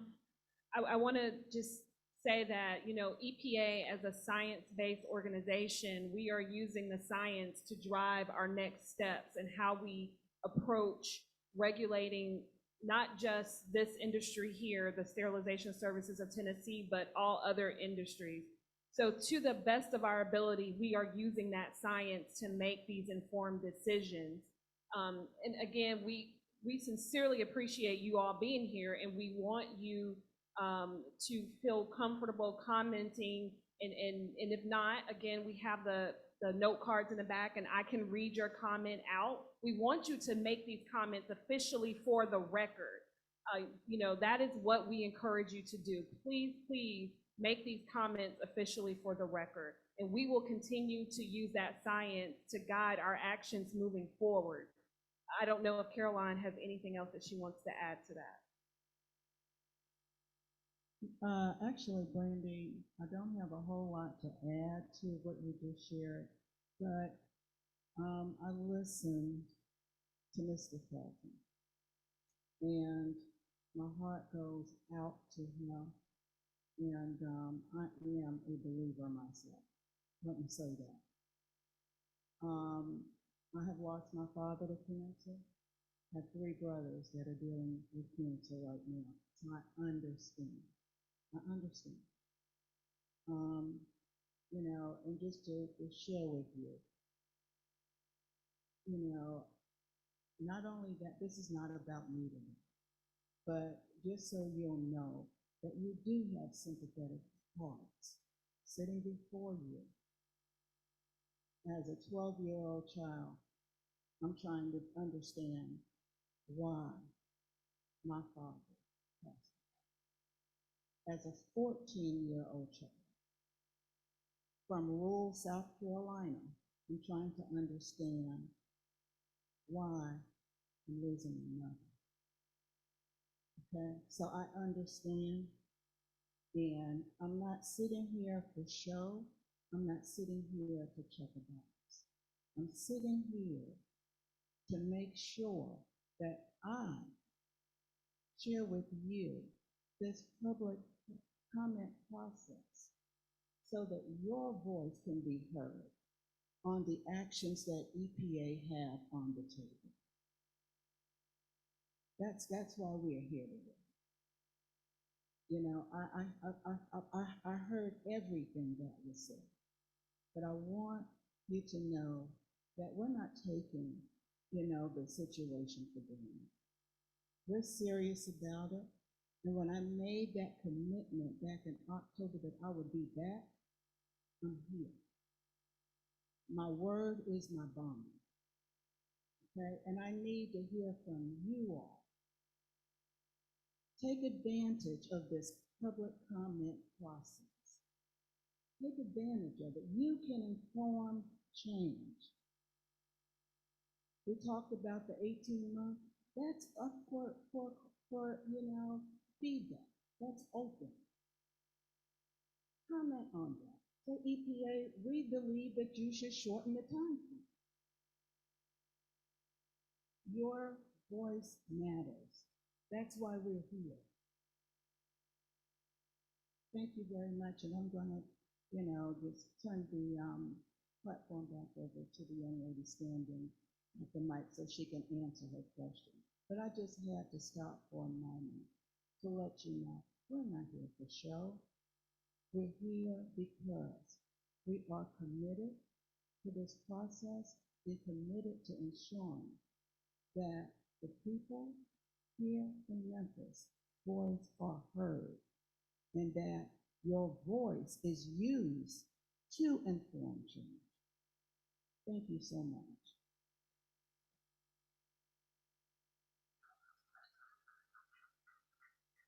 Hello, my name is Cassandra Dixon, and I am an advocate for, I'm gonna say newer communities. Although it's not a lot of us here, but I can assure you, there are so many other people who are doing it. Justice Pearson, one of our proud leaders here. I work with him, I work with Mallard Heights, so we all work together. My family grew up in Mallard Heights. My grandmother died at the age of 82. She lived here all her life. When you talk about a 70-year life thing, that half of it, if not all, of it. Most people still have family members that live in the community here, and they have lived there all their lives, 50+ years.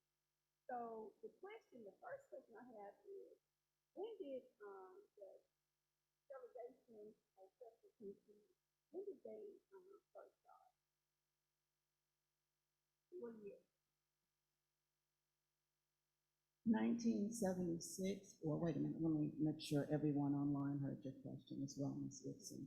The question that Ms. Dixon is asking is, when did sterilization services first started? And the date that I'm going to focus on is the date that they started using ethylene oxide to operate as a commercial sterilizer. And that is the year of 1976. Okay, so we're going to take from 1972 until present today, because you stated that 86% of the state uncontrolled human toxins are still escaping. But then you said there was 14% that you all are working on and you are trying together to put things in place for them to control. I'm not really stuck on numbers. Hold on. I don't want to be stuck on numbers, but the bottom line is it's still happening today. And as 2016 through 2018, that's when you guys stepped on the scene. I'm trying to keep things like in layman terms, because we can never talk about numbers, we can never talk about different committees. Y'all are here. It's like you all have served the Wall Street. You've already got stung by the Wall Street as the neighborhood. You've been stung ever since 1978. So now you all are coming, and I understand. I don't like a lot of talk. This is rhetoric to me. I understand what y'all trying to do, but the bottom line for us is, what about the damage that's already been done? That's the point we're making. Where do we have? We don't have any. Who's going to hold them accountable for the damage that they have done?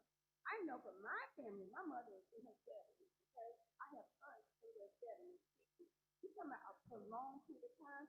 A lot of my family still live in this neighborhood. They live for half a mile radius. As your diagram shows over there, most people here are in the orange, you know what I mean, or the dark blue, or even the lighter blue. That covers a lot of ground. And we, as a community, we want to know. I mean, where are the attorneys? They need to be reaching out to us saying, hey, we need to hold this company responsible for the damage that they have done to our families. We're talking about people, not just people that work there. They everyone so. But like you stated, on a 24-hour basis, we go to school here, we go to church here, I see a daycare here, and we can take it from 1978 all the way up until from again to the present time. So are governed by federal regulations and all of that, all these different organizations or with EPA. We pay, our tax dollars pay for that. So you all come into our community, you say, hey, guess what? We got a leak over this corporation over here that's been going on ever since 1978. And it's going to take y'all a year to respond to us. It's going to take y'all from 1 year to 5 years on another, I guess, organization or that y'all have deemed necessary. We can get all these different organizations where that's under the head of EPA, but we're here right now. You all know the problem exists. So we should have to fill out a card, which you gotta get your ordinance. We're gonna go online, and start a card, or write a card that's not even gonna be attended to until a year later. So I mean, this is common sense. You got a problem, you know where the problem is coming from. So let's do something right away. Right away. To stop the toxic. It's still leaking right now. So I just, this is nonsense. This is just nonsense. I appreciate you. I do appreciate you all coming and letting us know. But we've been saying it for years and years and years and years. And I also want to make this point as well. It's not, you're not a medical doctor. You all are not a medical team. So therefore, I just want you all to understand it's not limited to cancer. It could be causes, they don't know what they don't know what damage they have done to us as a community. It could be a number of things. So it's just so important that we need proper representation. We need people with real answers, concrete answers. We need real deadlines that are like emergent, like immediately. And holding these meetings, I hate meetings like that because what are they? What is this? This is job security for you all to go back another year, another 5 years, and still talk about the same thing? It's nonsense. It is. So, along with the EPA, they should have attorneys sitting here saying, hey, we have to represent the people. This company has done the damage to you all, and we are here to represent y'all because this is generational. And it's still, the company is still leaking toxic, still to the bare moment.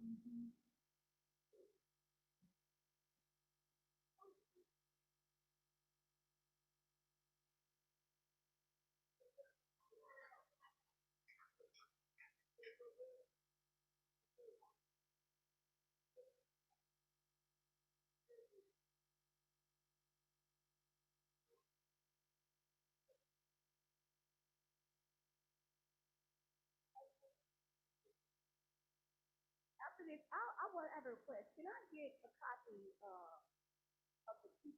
I got to talk to you outside. Yeah, number, we are more powerful. When y'all phone number, we do have their invoices. There are lawyers that do represent our people. So I just wanted to put that out there. But again, we need solutions. We don't need y'all going back, taking an hour to look over a note. Somebody write it down. Y'all already know what questions do we do? It's not y'all first word yet. It's not. Our main concern is, what is EPA going to do to stop from putting these toxins in our community? Y'all have the answers, y'all have the ability to do it. There are federal rules and regulations, you know. And again, we already stung by this company. This company has done a whole lot of damage. They need millions and billions and trillions of dollars out of, their plant, and they should be held accountable. In some way, somehow, I suggest that you all have some type of leadership. When you come to communities like this, you all should also offer, some type of leadership. Like one thing that y'all know exactly what toxins are out there, how long it's been going on, this is research. So now we need to conscious and resolution and holding accountable for what it's doing. Thank you, Ms. Dixon. Okay, so I know that this gentleman right here with the mask had a question, and then I do want to turn to a couple of questions online. Finish up Aaron, a couple of slides, and then we'll resume the Q&A. Yes, sir.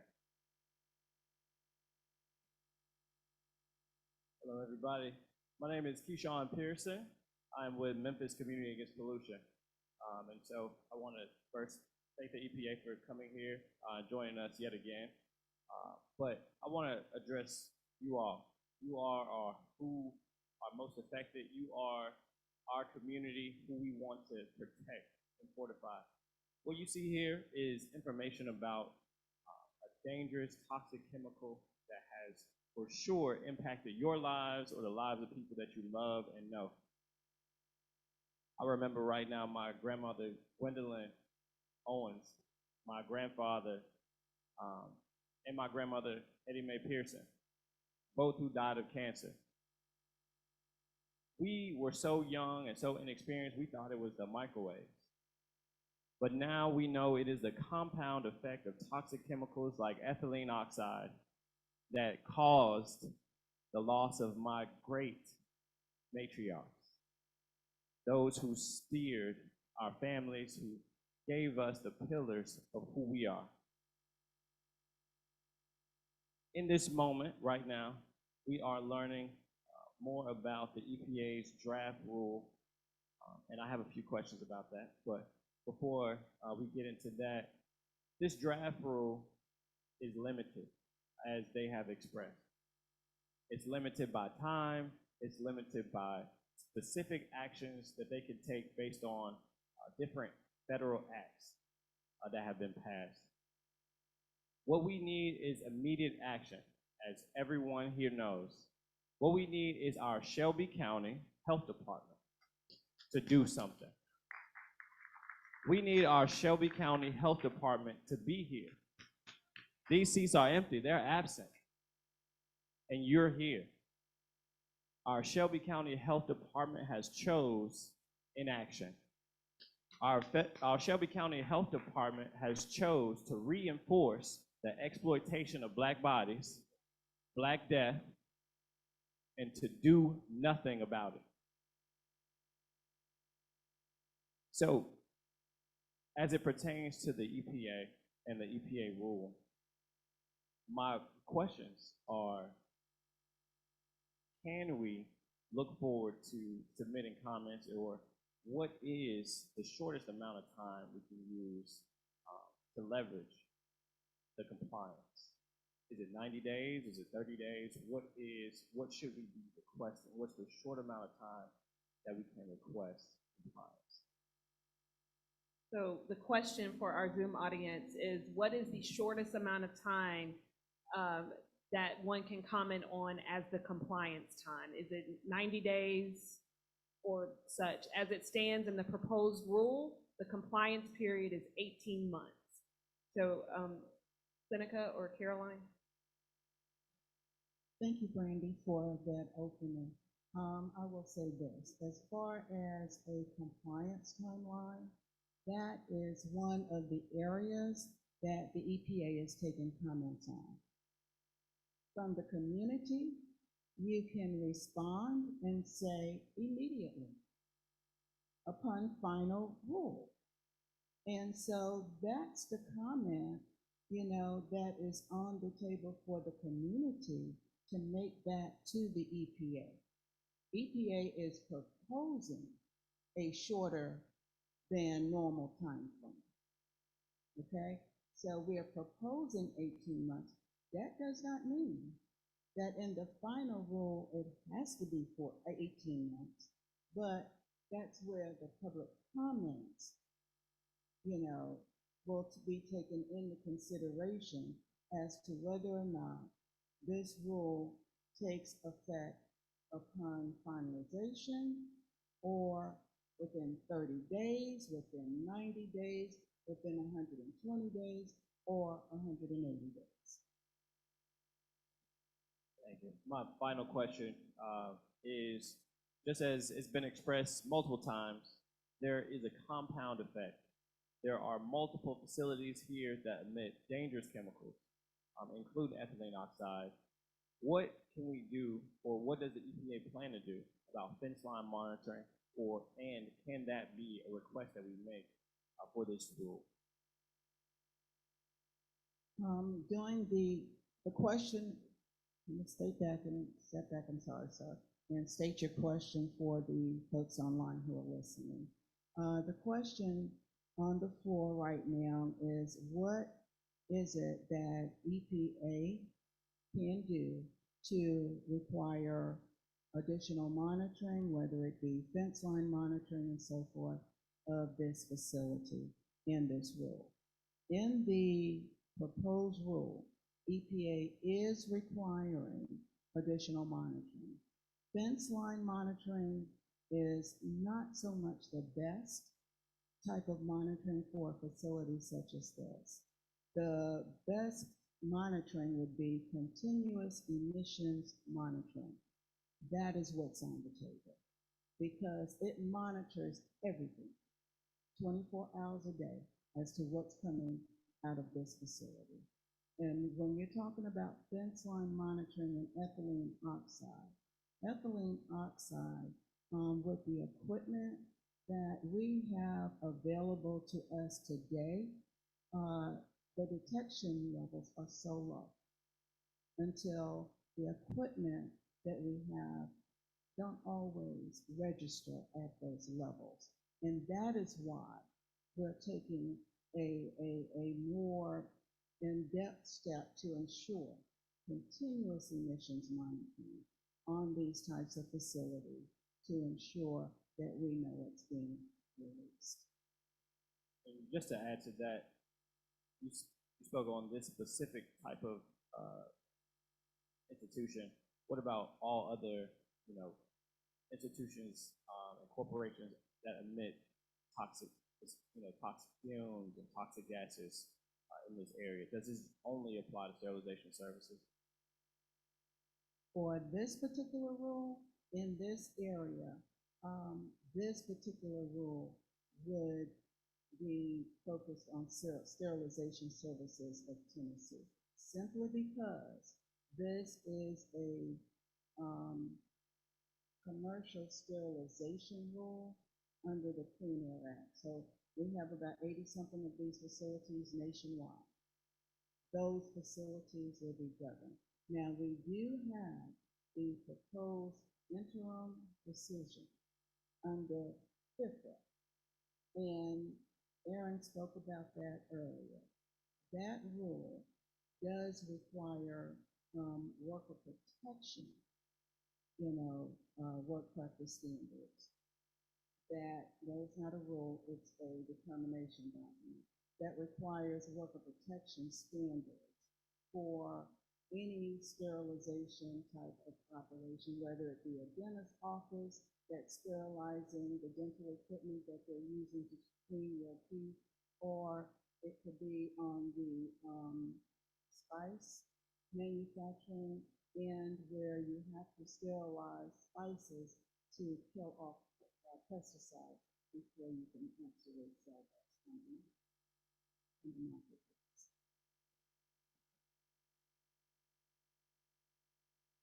sure we don't get feedback. And I just wanted to add on the FIFRA or the pesticide rule, so separate from the Clean Air Act rule, there is in the proposed interim decision a requirement, if it finalizes that way, to have a real-time monitor for workers inside the facility. So it's going to be a continuous, it's going to let them know if they've got to release immediately, so that these, again, the controls that are going to happen with the air rule and with the pesticide rule are going to kind of work together to really reduce the risks. So I want you to know you can comment on that, and that time frame is 2 years after EPA puts it on the label of the pesticide of EtO use. So again, you can comment on that, the fact that you think monitoring is important for workers inside the facility, and also that time frame that we're proposing. So again, just encouraging y'all to make comment. If you think we need to do these actions faster, please provide specific comments for the record. All right, thank you. The last thing I want to say is I'm with Memphis Community Against Pollution. We are fighting for you, and so if you can meet me or visit memphiscap.org, we're working with Congressman Cohen, and we are enlisting the support of every entity we can, including the EPA, in order to protect this community. What is happening is violent. This is what Ida B. Wells would say is barbaric. It is the slow lynching of Black people in America. This is not fair. This is not just. This is immoral, and this is wrong. And we have to continue to fight together to make these changes. And so please submit a comment or visit our website or talk to me after this, because we have to make a change. Thank you. Thank you, Mr. Pearson. And to your point about cumulative risks and understanding the impact of all of the industry in this area, I know that this may not be a satisfactory response, but EPA is really working hard, our Office of Research and Development, to assess cumulative risks and how they impact communities. And that work is going strongly and as quickly as possible, and we really hope to have updates for communities soon. Online, we had a question regarding from Mr. Barry Williams, what is the defined geographic area covered by this? And so there's a map in the back of the room for folks that are here in person, but the area, what we're talking about that's impacted, extends south to East Peoples Road, north to South Parkway East, and then west of the intersection of I-55 and Riverport Road, and east to South Lauderdale Road. Again, for those in person, there's a map in the back, and then there's a link to that for folks in person that we can provide you where you can see the map. And then for those online, the link is in the Q&A portal. Another question from Mr. Dennis Lynch. Is there a way that sterilization services or other commercial sterilization services can design their sterilization process and equipment in order to eliminate or minimize public or worker exposure to the critical chemicals, ethylene oxide, and others?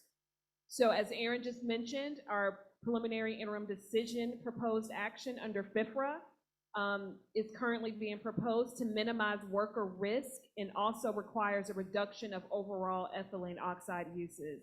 And of course, the proposed sterilizer rule will require additional controls to help reduce the impact of fugitive or those uncontrolled emissions. And Caroline has something to add, and then we're going to turn over so Aaron can finish the last bit, and then we'll turn it back over to you in the room. Also, I just want to add something to what Brandy just shared with you. The question was, what can be done immediately? Keep in mind, EPA is moving forward, and I know the regulatory development process is lengthy, but believe me when I tell you this is record time for moving forward, pushing out more stringent regulations. But I will also say, in the interim, this facility does not have to wait until these rules are finalized to move forward. this facility can start moving forward today. So I need to put that out there so that you know, that, you know, I don't know what the, you know, next steps are for Sterilization Services of Tennessee, but they do not have to wait until these rules are final to actually bring their facility into a more operating state to where they're reducing these fugitive, the amount of fugitive emissions that are coming in the interim.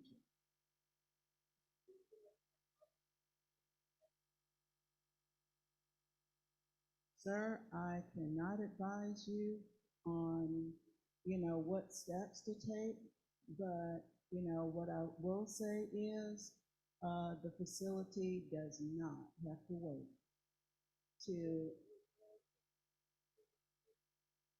what I'm saying is that EPA does not have the authority to require this facility to put on the additional controls until we have rules that gives us that authority to do so. The current rule does not cover these fugitive emissions, but the one that we are putting forward, that one does. But as I'm saying, the facility does not have to wait until EPA mandates that they put the additional controls on. You know, as a good environmental neighbor, they can move forward and do that now.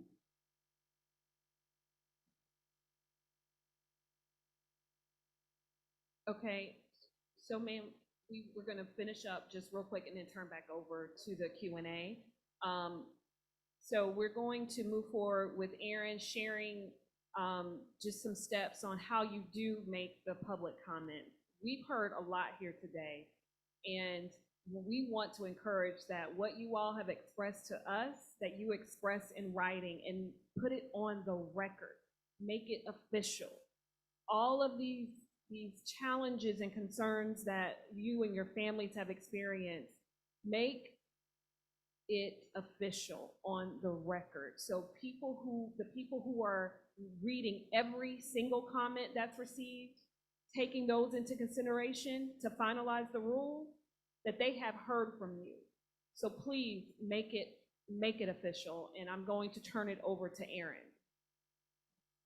Thank you, Brandy, and I really just want to reiterate all of that. That's what we're going to focus on now, is the power that you have to add your voice to the decisions that we make. We are also going to get input from industry. So we need to hear from you and how important, you know, this is, that this facility is in your neighborhood and impacting you. We need to hear that. So we're going to show you really quickly how you can learn more and also actually do the public commenting, and we have several resources for you to actually take home today.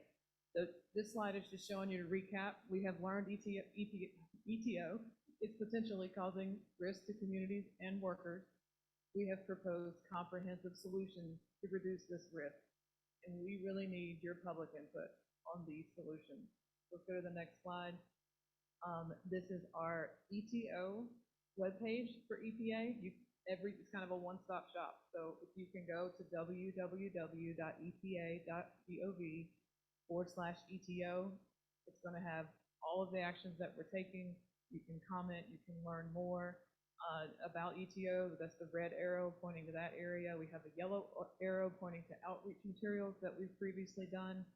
And then also in the green box entitled Comment on Proposed EtO Actions to Reduce Risk. We've blown that up off to the side to read it a little better. It's hard to see in the room. But again, you can go to the air rule proposal that you heard about from Seneca.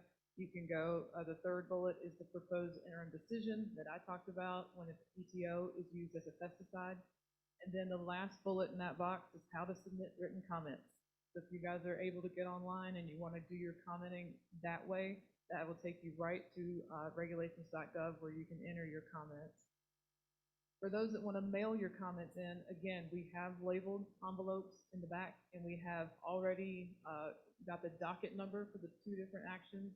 So you can write your comment in and mail it. Just make sure that it gets there before June 27th.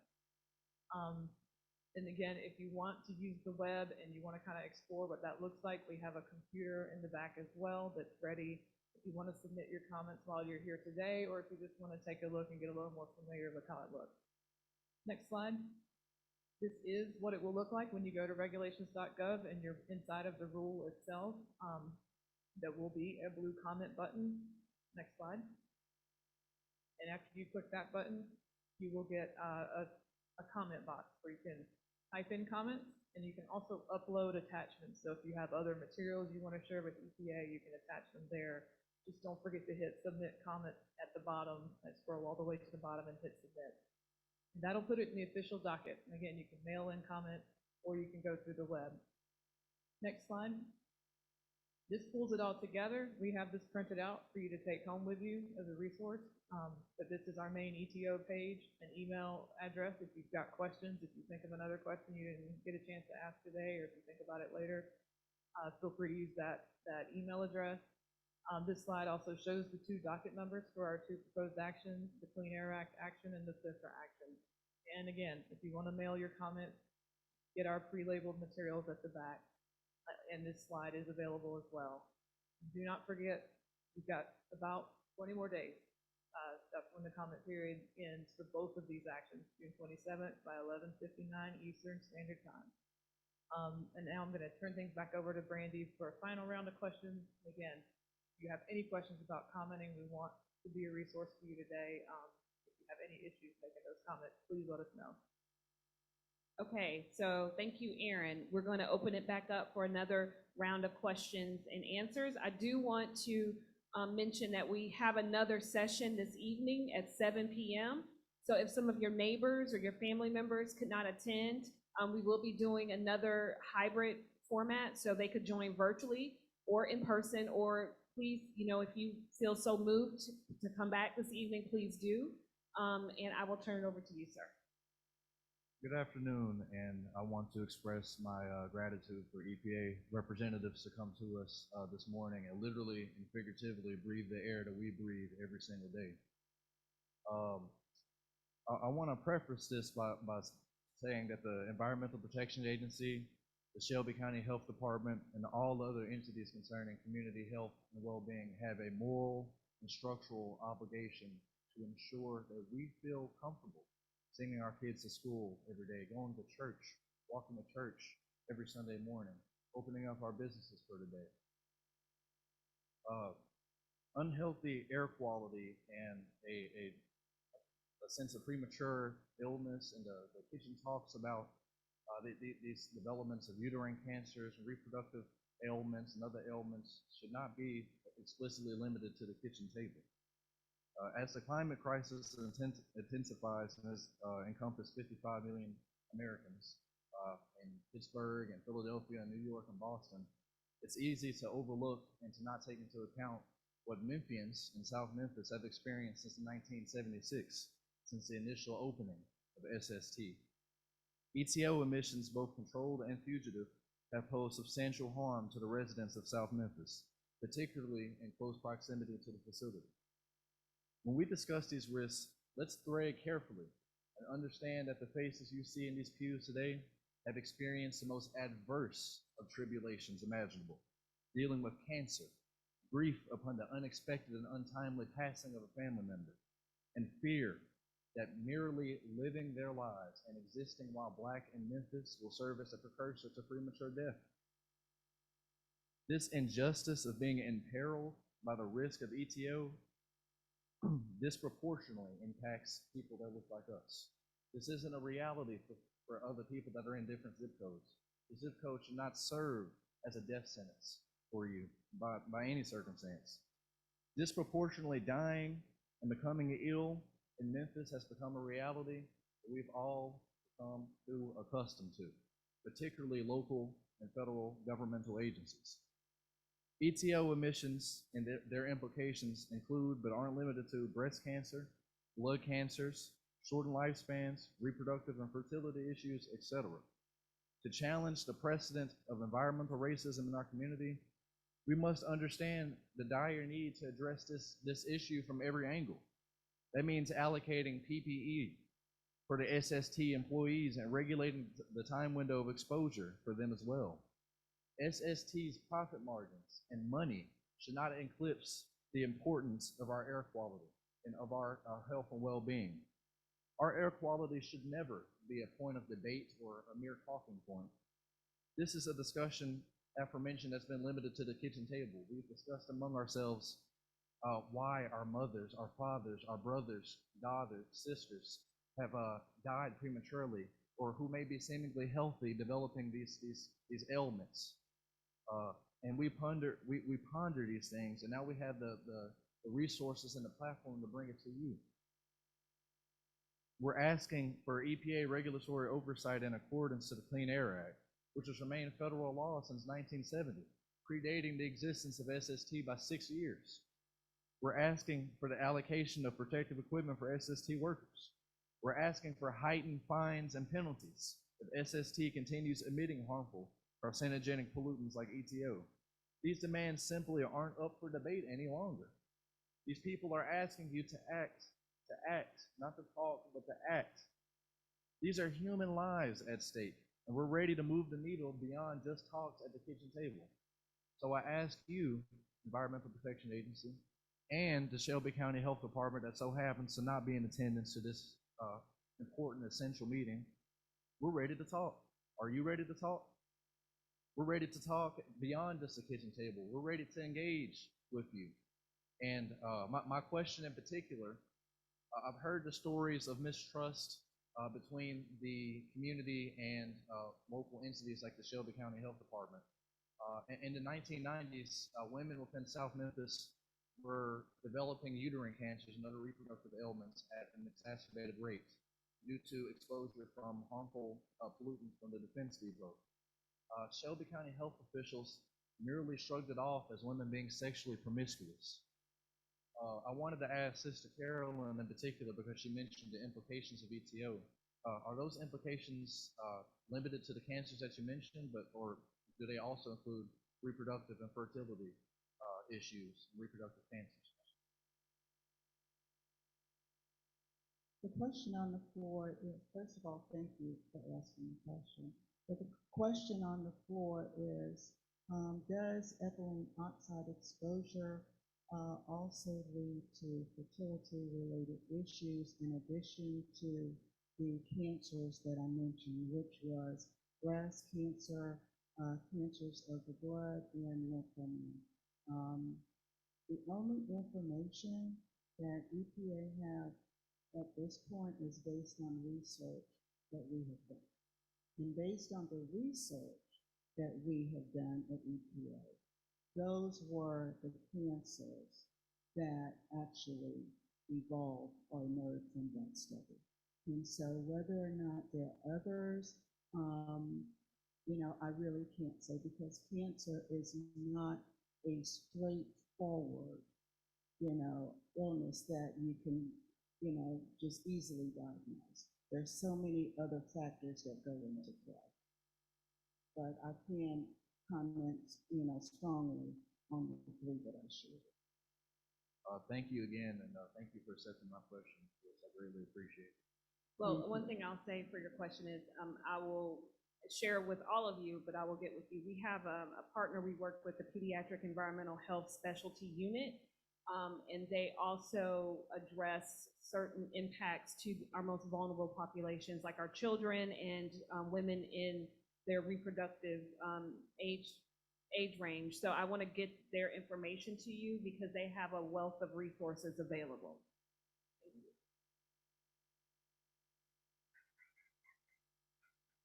Good evening, my name is Ronnie Bourne. Been working here since I was 5 years old. I'm a truck driver, forklift driver, heavy equipment operator, and a farmer. I am very concerned about what's going on in this chart. Why y'all wait so late to get on y'all job? From 76, here it is 2023. Something as powerful as this.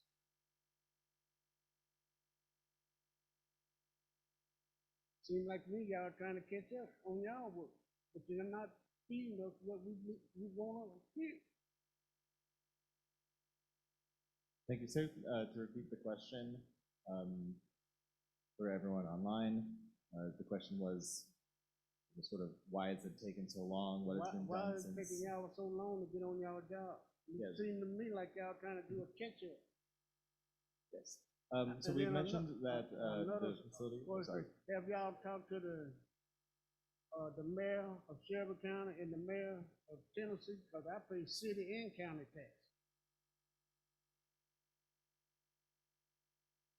You know, Okay. where I pay my taxes, look like people ought to be taking care of my business. Yeah, I'll let Brandy answer that question in just a second. But just to your first question about the timeline, so we mentioned that we are using authority under the Clean Air Act, which was in 1970, which was before SST started in 76.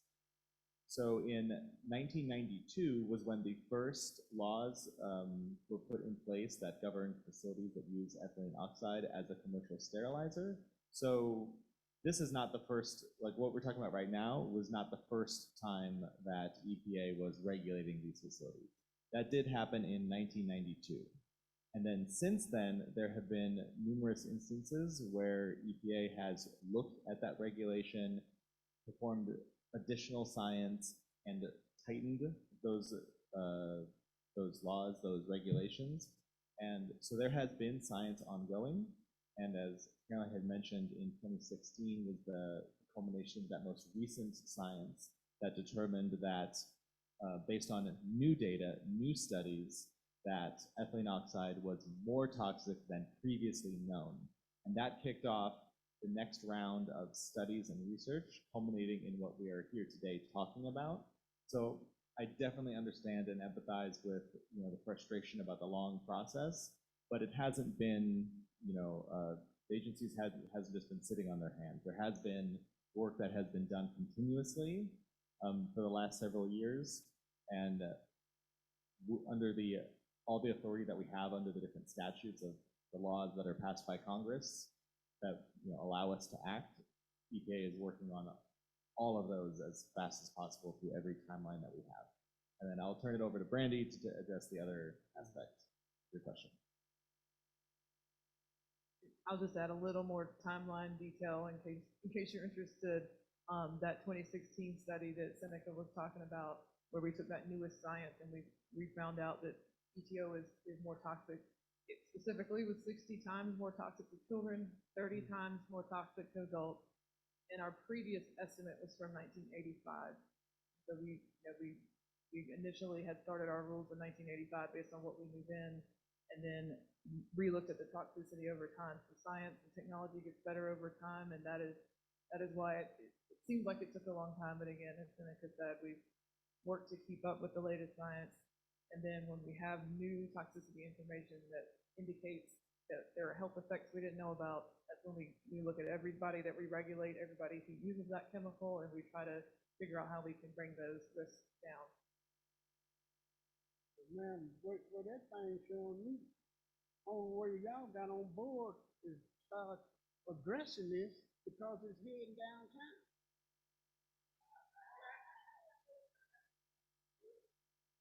That's the only reason y'all addressing it, because it's heading downtown. Well, they're spending billions and billions of dollars. And y'all know y'all got to clean it up before you get downtown. But we've been here all the time. What about us?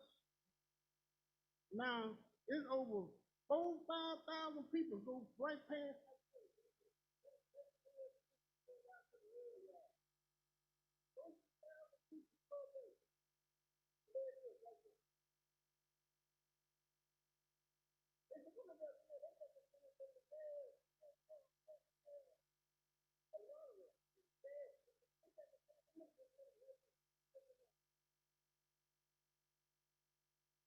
So,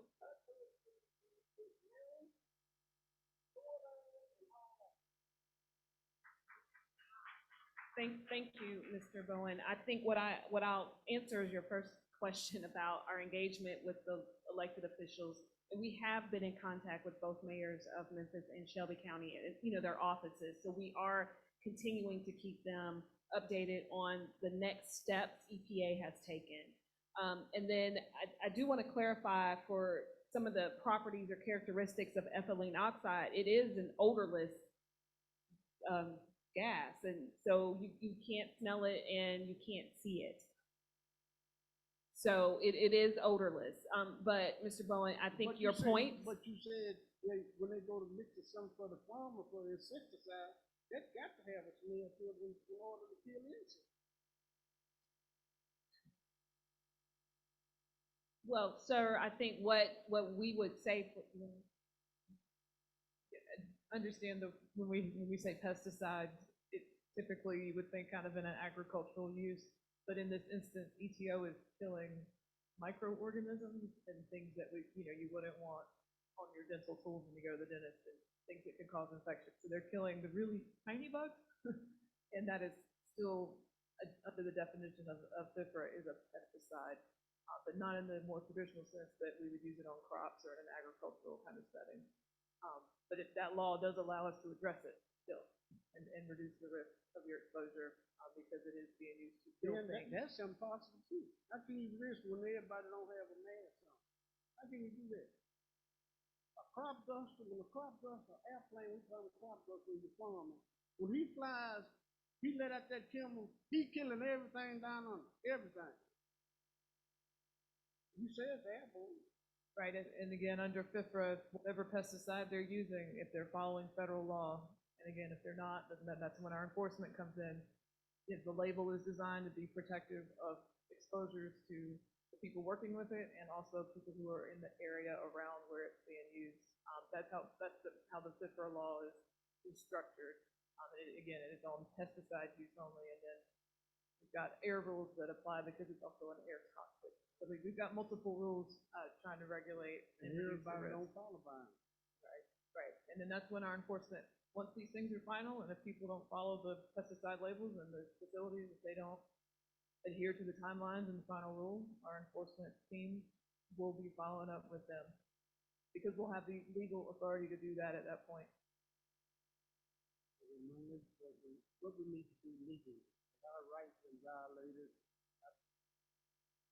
People that lost their lives dealing with that. They know that what they were doing when they did it, because they got the heat down there. A lot of people don't even know what it is. So Mr. Bowen asked what can be done legally to protect their rights. So again, we're here to encourage you to comment officially. That is one step that can be taken to make your voices heard and to have what you're saying officially on the record. And then there were several of your neighbors here that also expressed some resources that are available. So I encourage you to speak with them as well after the meeting is over to get that information from them. I see Ms. Butler still sitting in the back, and she had some information earlier. Thank you so much. We do have a question online that I want to answer. Has Sterilization Services of Tennessee been in touch with EPA to discuss proactive improvements to their facilities to reduce emissions? So at this time, we have not had any discussions with Sterilization Services of Tennessee. They have not reached out to us, but we are going to check with our partners at the Shelby County Health Department, which is the permitting authority, to see if they have met with SST. Hi, I'm turned to the room now. My name is Vera Webb Holmes. I am the president of Mallory Heights CDC. The sterilization company is actually what's in my boundary, which all the blue that you see, that's ground zero for me and my community. But I want to give you some numbers based on the population of 38109. You have 46,594 people. In regards to age 10 to 14, you have 3,500 people. My seniors, you have from 50 to 54, 3,412. From 55 to 59, you have 3,223. From 60 to 64, you have about 3,011. From 65 to 69, 2,446, and we have more, but I want to go back to the kids. Under the age of 5, 3,231. Now, I stand before you because I think it's important that we need to be clear on what we need. This is ground zero for us. Have the EPA, along with the health department, talk to anyone in this neighborhood, on this street, Bartlett, Dempster, Mallory, Gage. Have EPA or the health department talk to any of the businesses that even behind the facility, you're looking at Interstate Barbecue, all the businesses directly right behind them. Have EPA or the health department talk to the small business right at the corner of Mallory in Florida, where you have a shopping store, South Memphis shopping store, where one of the brother died of cancer. You have a small business car wash where his mother lived right next door, that she has cancer. You have my brother right here with his car lot with a dump truck where he has cancer. Have EPA or anybody with the health department talk to anyone that is in this ground zero. We need FEMA and we need the health department to set up shop. They can set up shop right at Southgate Shopping Center.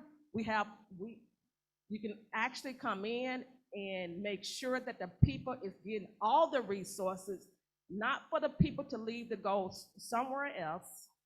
They need to come in and live within this environmental pollution that is killing our people. We need every resources to dock here. Now, again, I'm very concerned because so many people, and I'm not, and again, I want to say this. This is not personal, but I do have a personal relationship with God. And with that personal relationship with Him, I have activated my faith. And since I have activated my faith, I know His will be done. It's working. But I want every last one of you on this panel to understand something must be done now and not until 18 months. We need urgency. We need urgency. We talking about safety. We talking about health. We talking about dealing with power over people. My mother is right here on Gage, 80 years old. And when I have a question to say that people should just move at the age of 80, her house is paid off, she's debt-free.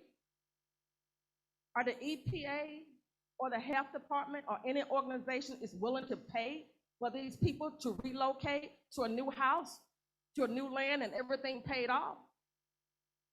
Is that on the table? I need to know. Because as a CDC, this whole community needs the federal resources, the state resources, the local resources. We need every resources that you have, because these people and this family and this community pay taxes too. So that's my question. And again, it's important that FEMA, the health department, and every resources is in this community. We have the building that you can get in and locate and set up shop. That's what we need.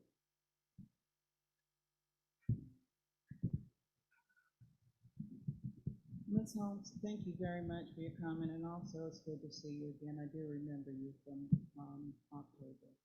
I will say this, in responding to your question as to whether or not the EPA, I can only speak for EPA, has actually been in that community speaking with these residents directly.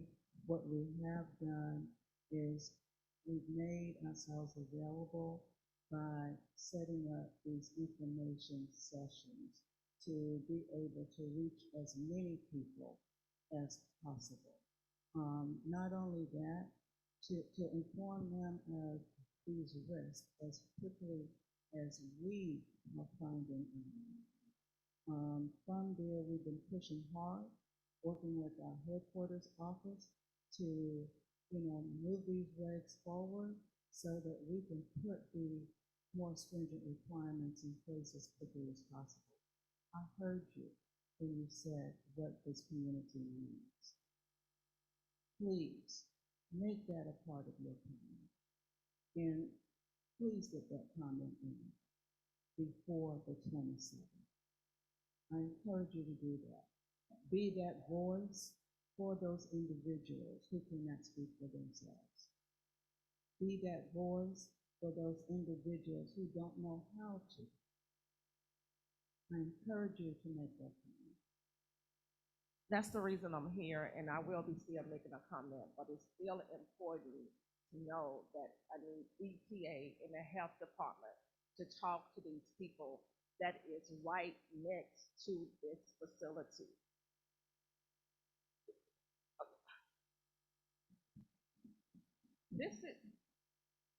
They right next to the facility.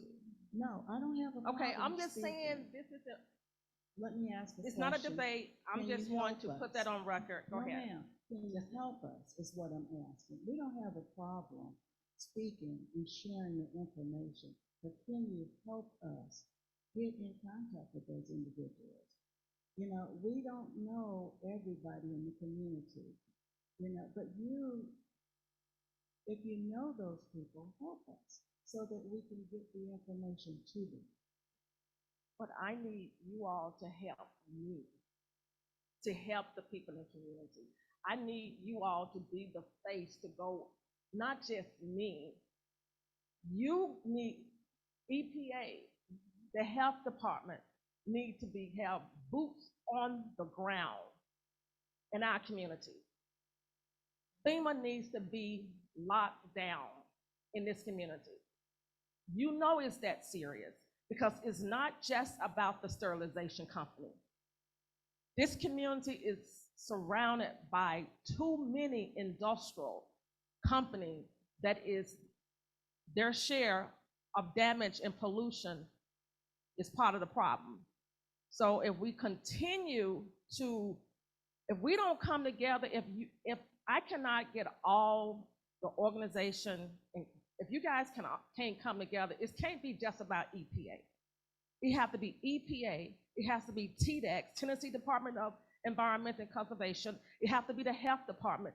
Everybody needs to be in one room together. As long as we still operating like this, nothing will get done. You know why? Because you cannot speak for the other department. So this is a game. And I have zero tolerance because this system, and knowing that my husband and I have served, he's served in the military for 30 years, I know we can do better as a country. I know we can do better as people. I know that. But I need everybody who can pass the authority and the power to come together and make a decision. I need everybody in the same room. Because if we do this, this is a game. Because you're doing, I can't speak for everybody. The ones who you can't speak for, I need for everybody to get in the same room. That's what we need. And again, I appreciate you guys being here and sharing the information. It's education, it's empowerment, because it's getting better and better. But these people, the one that on Bartlett, This Mr. Ladd, he barely moving. And you want him to come to this event? We need transportation. I need help.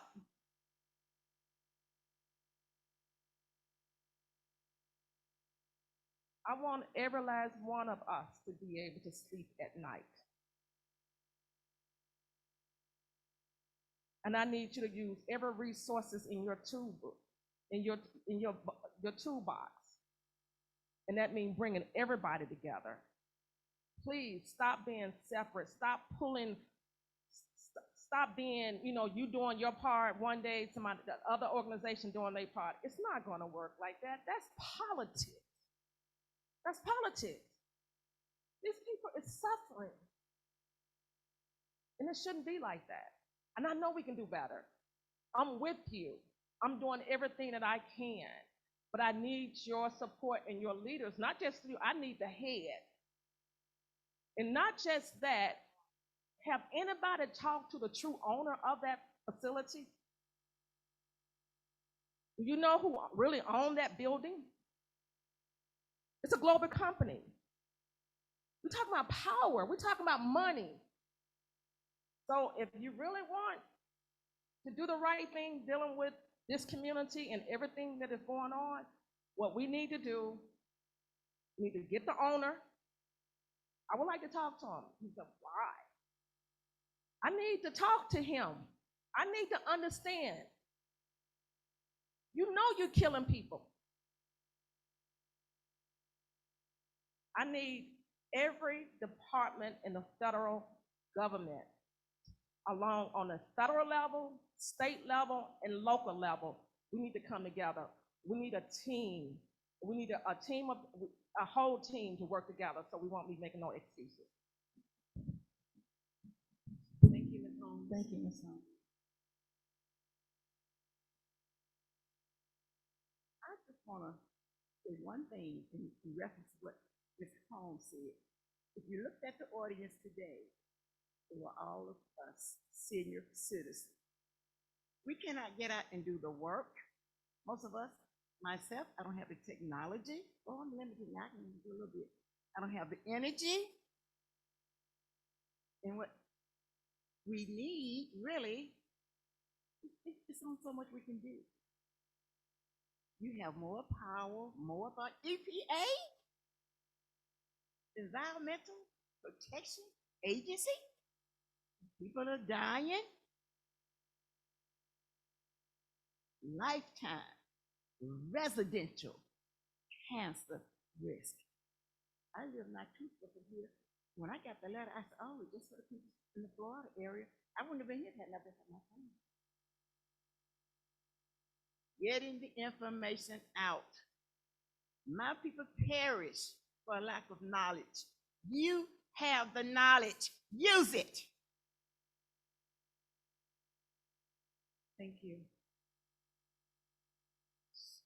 Are there any more questions in the room? We have run about an hour over, but this has been a truly valuable session, meaningful session, and we do have a gentleman at the microphone. More. This is simply the EtO situation. This is actually railroad. I forget your name. I wrote it down back there on bad with names, and I know you were speaking on embracing technology. When you all see it to make things better for the community, right? We realize that there's been several oil spills that have gone on. People have spoken about the smoke emissions. What are we prepared to do as far as EPA is concerned, dealing with our water supply, particularly the South Memphis area, where no one prepared?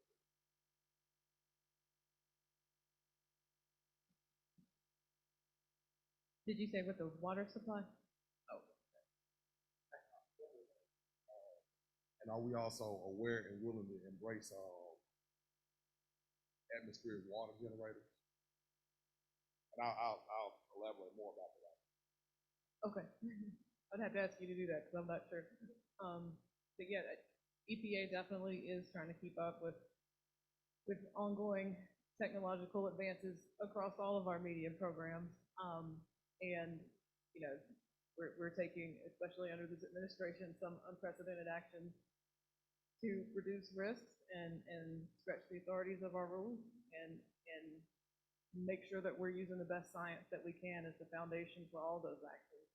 I can't speak specifically to the Valero issue today because our team here isn't the right team to do that, but I can assure you from where I sit in the region, looking at kind of the emerging contaminant side of things and across all media programs, that we certainly are, trying to keep up with the best science. That science is the foundation of what we do.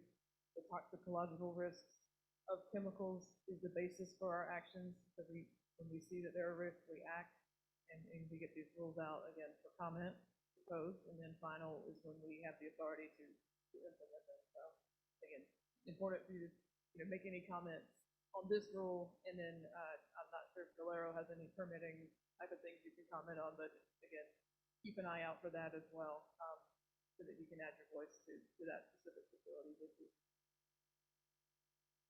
Okay, thank you, Aaron. So if I don't see any other questions on the Zoom, wait, we do have a hand. We do have one hand that's raised on the phone. So I think we're going to have to, Laura will likely have to repeat your question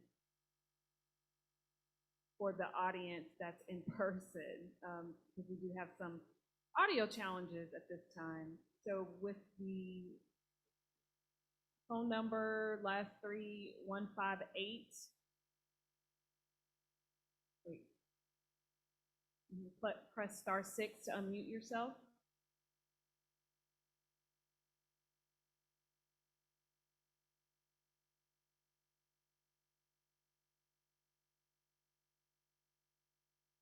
Last 3 digits of the phone number, 158.